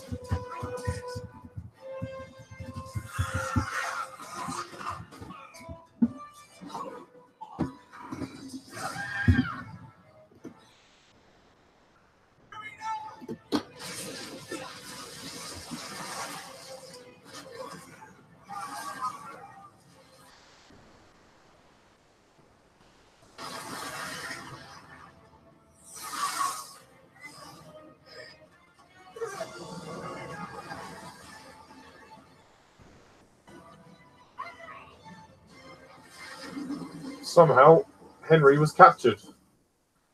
I like that they switched that up. That it's not Karina that got captured. It's not the girl that got captured. It's the guy. Henry gets. This is interesting. And we have to find it.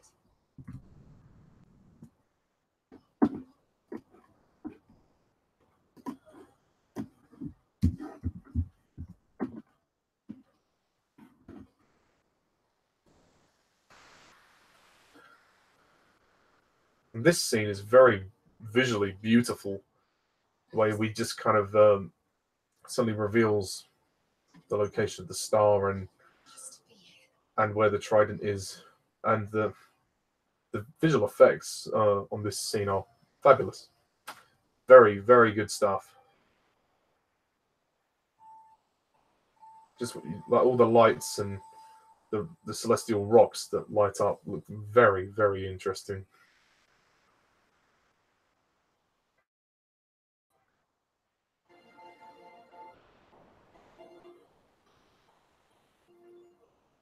Great music as well. This is what my father wanted me to find. Thought. No. Stars. This is the map no man can read. This island is a perfect reflection of the heavens. Interesting that the island reflects the heavens. And stars missing. Which makes it probably all the more difficult to find the location of the trident. No, she's a horologist.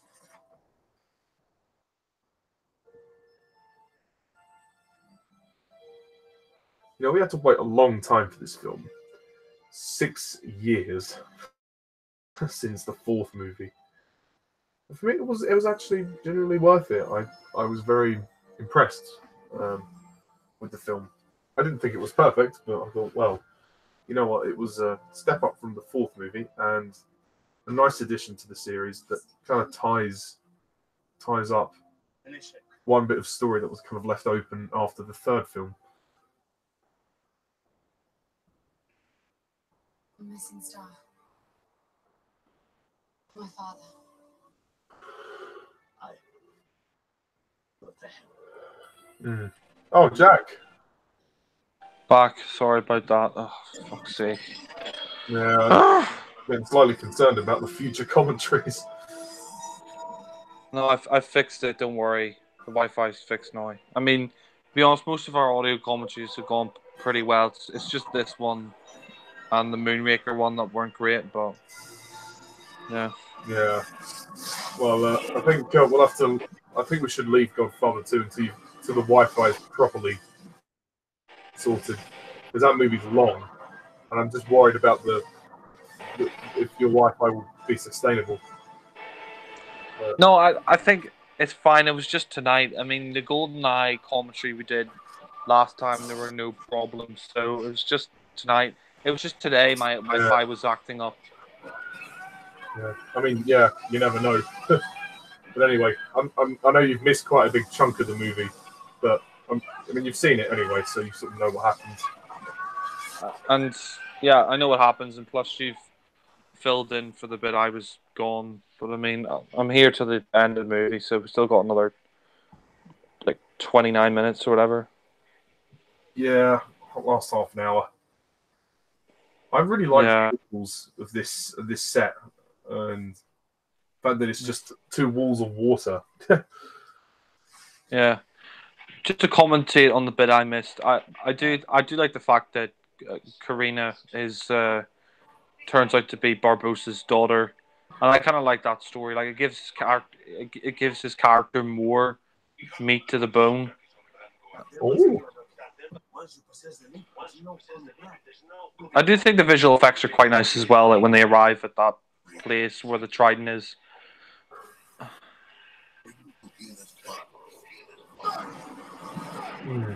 Just wow. Yeah. I think the climax is pretty damn good, actually. It's pretty entertaining, and it's a better climax for me than On Stranger Tides. And it packs in an emotional part when Barbossa sacrifices himself Yeah. I think it's a good send-off to the series, considering it's the last film. Yeah.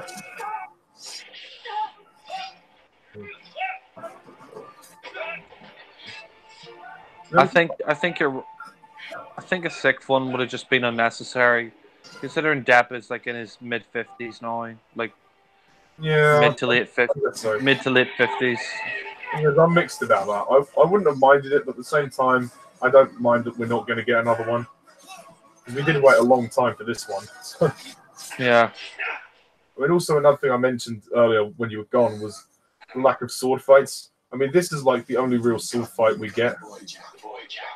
We don't get a proper Pirates of the Caribbean sword fight. I would have liked a proper one, but sadly that wasn't to be. I agree with you. I would have liked a proper sword fight. There should have been more sword fights.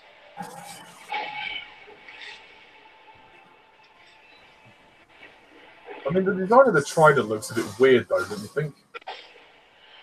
Yeah. It's quite corally. Yeah, and it just looks kind of basic. Like, I would have preferred something to... I prefer it to look a bit more regal. Yeah. Like the trident in Aquaman looked a lot better. Yeah.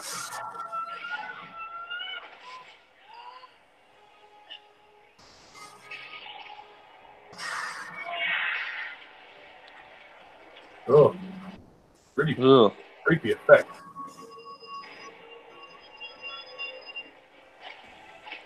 I actually have to say my favorite sword fight is probably in the first one between Jack and Will Turner in the barn. I love that sword fight. Yeah, that was very good, actually. I think most of the sword fights have been very good. Just the one that happened just now was okay, but it didn't last very long. Yeah, they should have a proper sword fight between him and Salazar.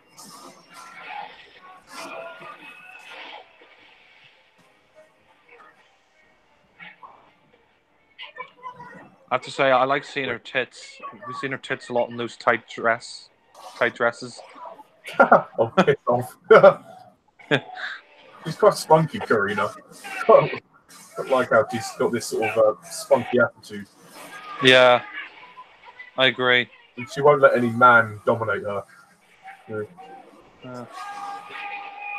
It's probably because she's an orphan and she's sort of grown up to fend for herself. Yeah. I mean, Jack kind of gets his ass kicked, really, in this scene.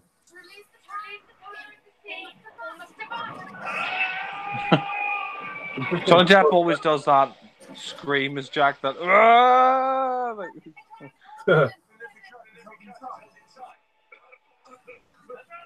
yeah, the trident I think looks shit. Yeah. I mean, even the Fountain of Youth had some design to it. I could see what they were trying to do. The trident, like, they didn't want it to look like, you know, an ordinary trident, but at the same time, an ordinary trident would look a lot better than that. It just looks shit, the trident in the film. Yeah. It's just this coral thing. Yeah.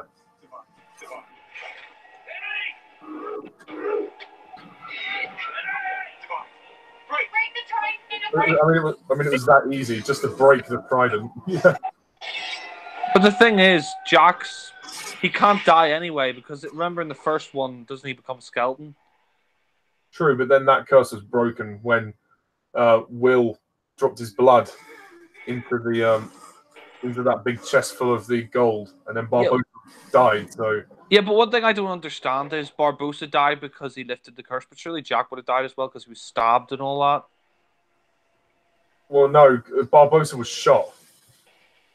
I know, but Jack was also stabbed and stuff, so surely he would have died as well. That's yeah. I suppose they're pirates films. They don't. Yeah. Then Barbosa was brought back to life by Calypso, the sea goddess. Yeah. Also, one thing that didn't make sense in the first one is, you know, the scene where he has the handcuffs and he zips down the line. How could he throw the handcuffs above the line when the line was above him? Like that doesn't make sense, but yeah.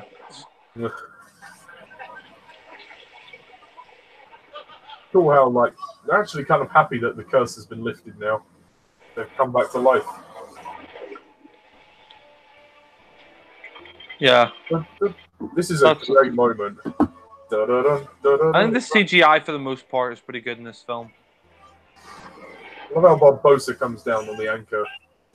Yeah, I would say the CGI there of him in the anchor looks a bit dodgy, but it's still a cool scene.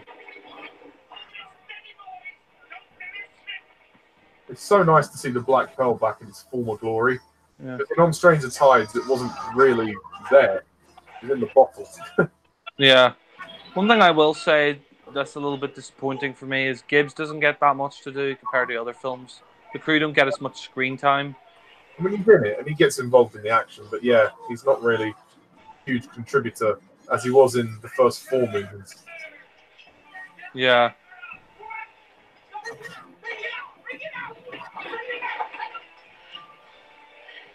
One thing I always like about the Pirates films is the sense of humor. I mean, some of the humor I say it's probably is the weakest humor of the trilogy. Like some of the trilogy. sorry, not trilogy of the anthology, but I mean, there is some humor that doesn't land, but some of it works as well. I like how Salazar tries to climb after them. One thing I don't understand is why does he still want to kill Jack when the curse is lifted? It's just revenge, yeah. If I was Salazar, I'd just leave it. You know, the curse has been lifted. You're alive now, so you know who cares? He holds a grudge as well. He feels like he wants to make Jack pay for what he did. So I guess we can't really let him go. But well, if he let him go, he'd probably live. But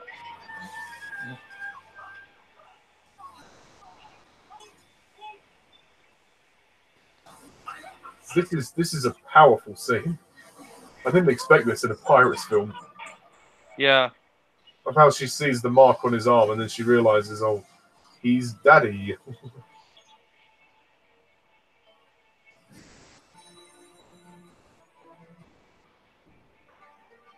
Uh-oh. Who am I to you? Treasure. Oh, that is a beautiful line. It was very emotional. It's sad that he dies. I wish he kind of lived so we could have more chemistry, like on-screen scenes with his daughter. But I suppose it kind of makes it powerful that he sacrifices his life for his daughter.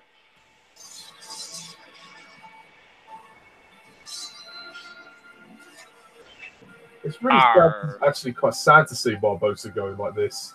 Yeah. That CGI when he's falling is a little bit dodgy, but yeah. Whoa.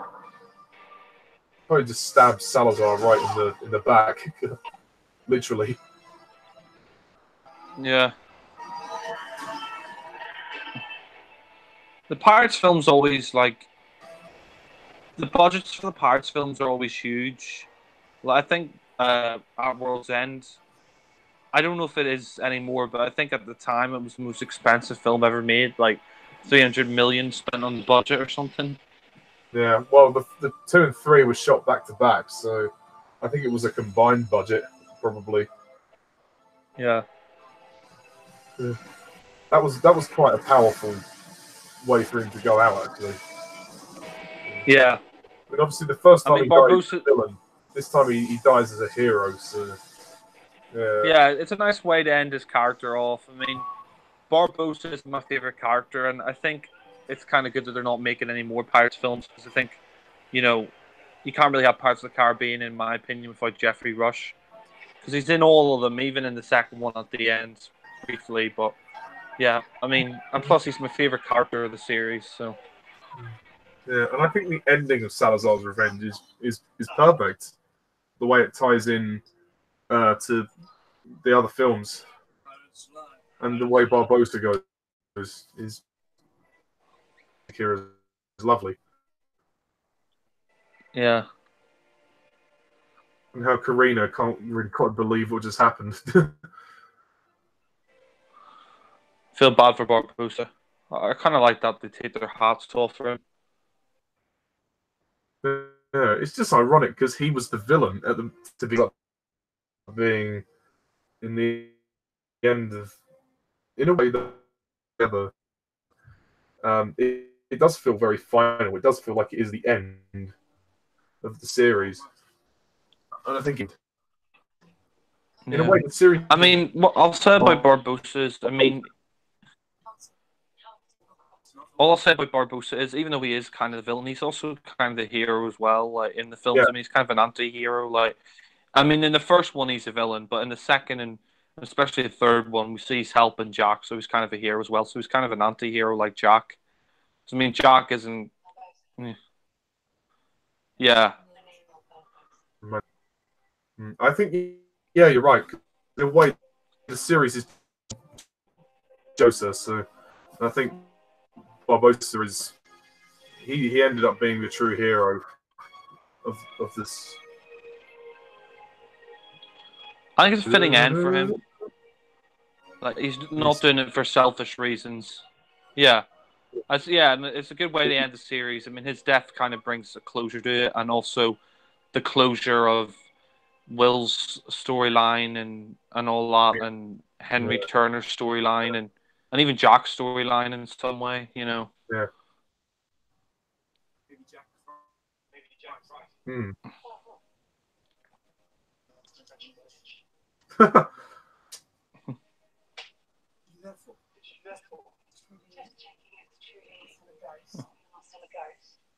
He really unscratchable itch. He really does look like Orlando Bloom and Keira Knightley. It's scary. Oh, both of them? Yeah. Well, no. I mean, Henry, the way he looks, the actor looks very much like a blend of Orlando Bloom and Keira Knightley. It's scary. He does, actually. He's sort of got Keira Knightley's blonde hair and sort of even face, and the same with Orlando Bloom. Like, the Flying Dutchman. Will must be like nearly 50 years old by now. Will? Yeah, Will. Yeah. No, I think he might be in his 40s, because I mean he was younger than Jack, and Jack is in his 50s, so I think he might be in his 40s by this point. Yeah. I'm not sure. Well, probably late 40s, but by the way he looks. Yeah, I think he's in his 40s. I think he had Henry when he was in his 20s or something, like maybe late 20s, and now he's in his like mid to late 40s or whatever.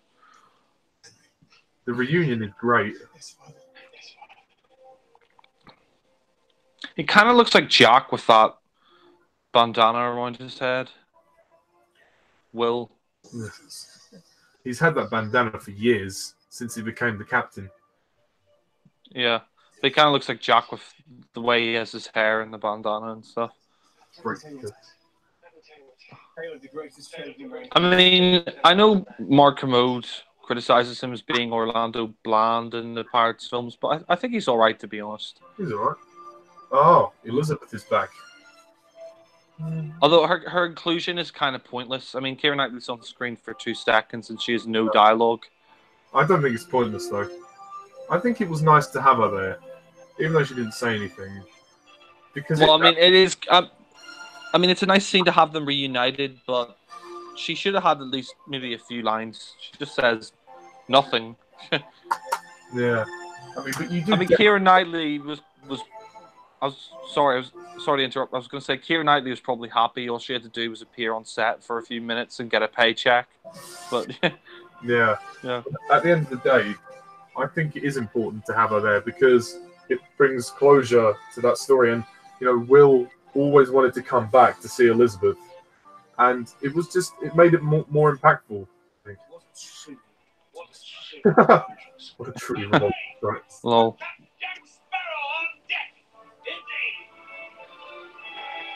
I mean, his final adventure. Yeah, you didn't need Elizabeth in the beginning of the film.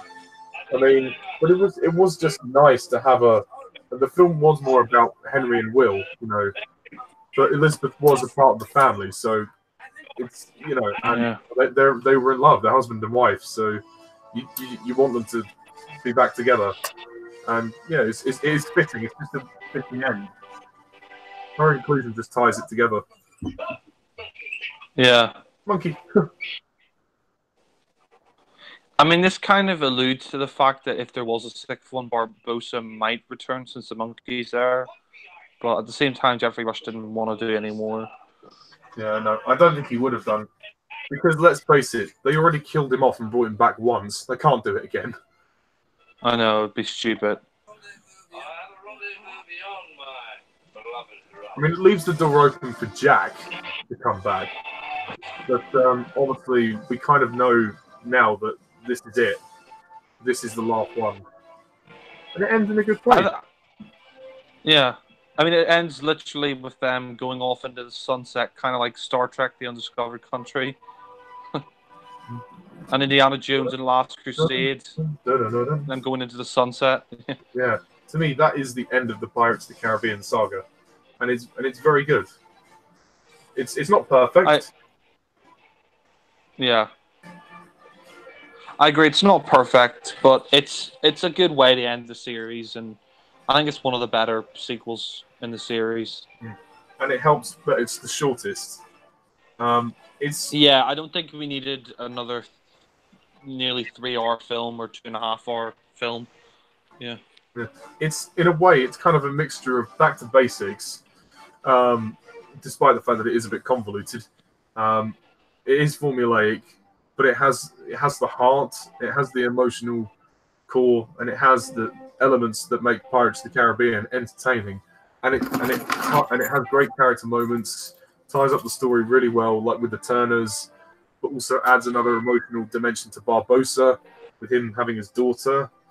And it's just another fun ride. And for me, it's a great fifth entry, and it was worth the 6-year wait. But yeah, I don't really see.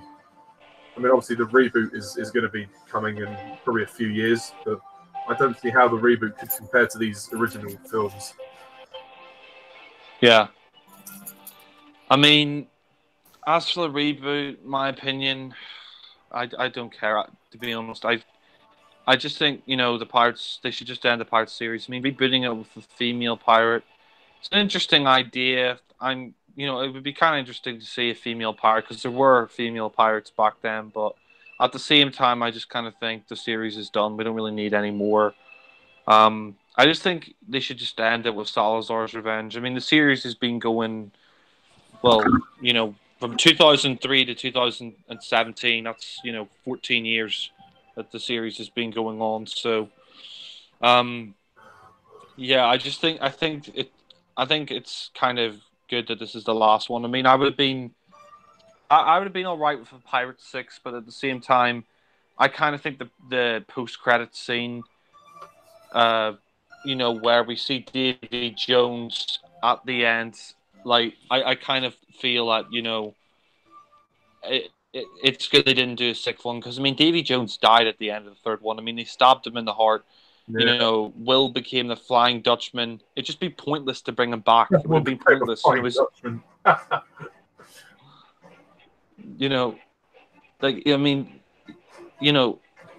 would be pointless to bring him back. It would, yeah.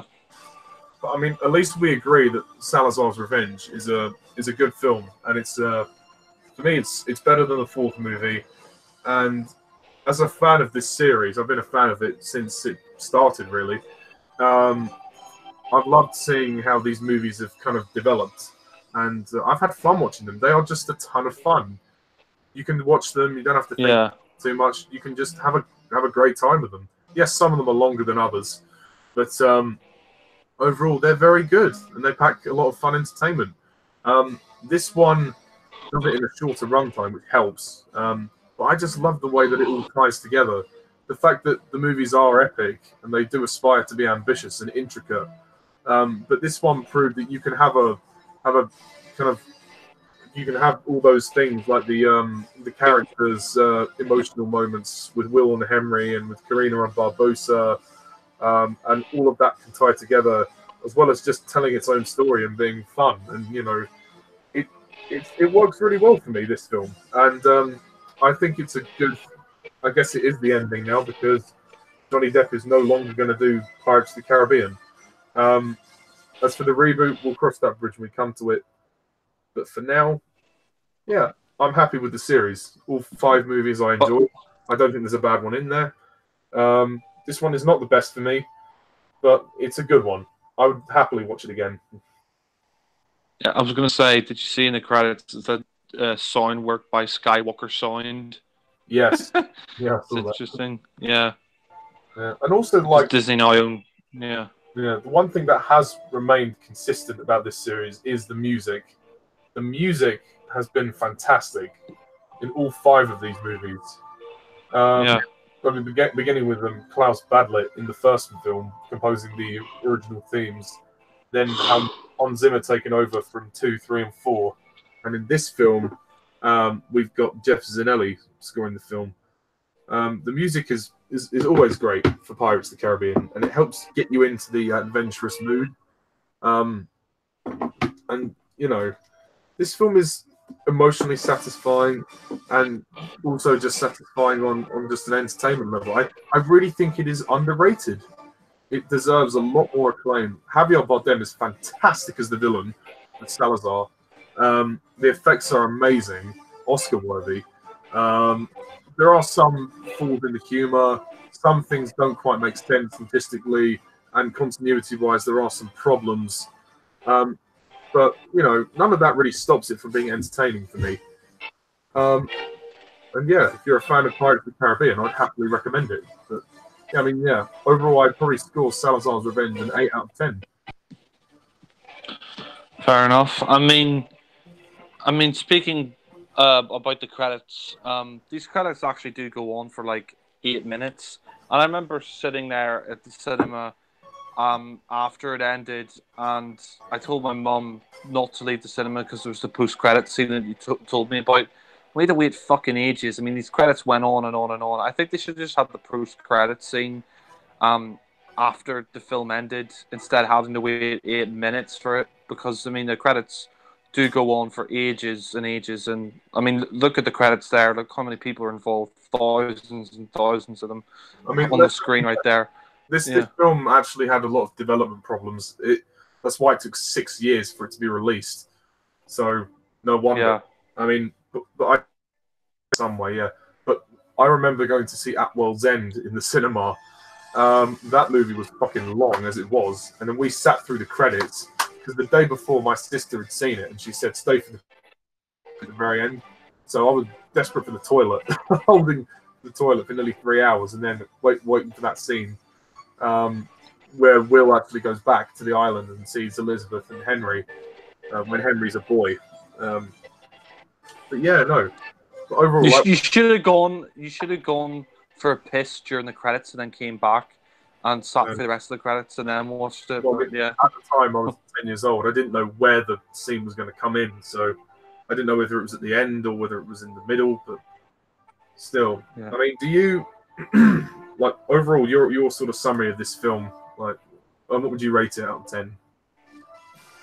Well, I mean, as for the Pirates series, I mean, overall, I kind of agree with you. I don't think there's really a bad one in there, even though I know we disagree. That I know Dead Man's Chest is your favorite. That's my least favorite. But then again, I still don't hate it. I think I gave it 6 in my review or something like that, or 7 or whatever it was. But I mean, overall, I think the series is pretty good. I mean, the first one I think is probably my favorite. The third one, the second one I think is good but not great. The third one I think is pretty good. Fourth one, I kind of agree with you. It's one of the weaker entries in the series. I know. Yeah, here's the post-credit scene. Yeah, I'll get back to my thoughts after this scene, but yeah, I mean, this scene is kind of weird, to be honest. I mean, I understand why they put it in there, to tease a sick film if it was ever made, but at the same time, I'm glad they never made a sixth one because, I mean, we can now just dismiss it as a nightmare because it is a nightmare, but I'm kind of glad they didn't bring back Davy Jones because, I mean, they allude to it here with, the shadow and all that, and I just think, his story's done, he died in the third film, he was stabbed in the heart, and it's like bringing him back would just be pointless in my opinion. His story's done. You know, Bill became the captain, and Davy Jones is dead. So I'm glad that it's just a nightmare. But you know, it's they're not going to do a sixth one. I mean, what about you? Yeah, I mean, I'm not going to lie, this scene did actually kind of excite me when I first saw it. It did make me wonder, hang on a minute, how is he still alive? I know the trident broke all curses, but yeah, Davy Jones died, so I'm not quite sure what they were intending there, but Yeah, interesting to see what they would have done, but it will never happen now. It's not meant to be, but yeah, that's Pirates of the Caribbean, Salazar's Revenge. So yeah, I give it an 8 out of 10. What's your sort of closing thoughts on it? well, I mean, like I said, first one is probably my favorite. Second one, my least favorite. Third, I quite liked it. Fourth, I agree with you, one of the weaker ones. And this one, I'll probably give it an 8 out of 10, maybe a 9. I mean, I have to review this. I mean, I should have reviewed it 2 years ago, because I reviewed the others, but I just never got around to it because the day I saw the film, I went on holiday the next day, so I never got around to watching it, and I just couldn't be bothered to review it. So I will review that tomorrow, thankfully, and then I'll do a ranking. So yeah, I mean, overall, I think it's a good entry in the series. I think it's a good send off. You know, I think You know, I mean, it's kind of, it was sort of not intended really to be the last one because of that post credit scene, but nonetheless, I think it's a good ending for the series. I don't really think we needed a Pirate 6. Like, I think bringing Davy Jones back, in my opinion, would have been stupid because the story's over. But I think it's a good send off. I mean, I think Barbossa gets a good exit, the way he sacrifices his daughter, and the way it kind of ties up the storyline with Will and Elizabeth and all that from the previous films. So I think it's a good send off, and Javi Bardem's a good villain. So yeah. Cool. Pretty much it. So yeah, I look forward to your review, Jack, and thank you all for watching and listening. Sorry about the technical errors when Jack mentioned it was due to Wi-Fi, unfortunately. Well, I was here for most of the movie. So yeah, no, of course, it's been ongoing in a few commentaries, but you know that it's out of your control. It's not your fault. Yeah, so it's only happened. Most of our commentaries have been pretty much fine. The only one I think that wasn't too great was the Moonraker one. Well, we did have to redo Octopussy because that one there was quite a few issues. Yeah. Anyway, it doesn't matter. You know, the point wanted to let the viewers know that that was what was happening. You know, it was this try was playing up. So it's something that will be sorted eventually. You know, but yeah, I'm gonna be moving house soon anyway. Like my dad actually came out. My dad got the house valued today, and like I'll probably be moving house in a year or two or something, maybe less. So hopefully, I think the Wi-Fi. Yeah, well, I guess we'll have to call it a day or call it a night, and say thank you very much all for watching and listening. I'm Mr. Tiles 11. This is Jack,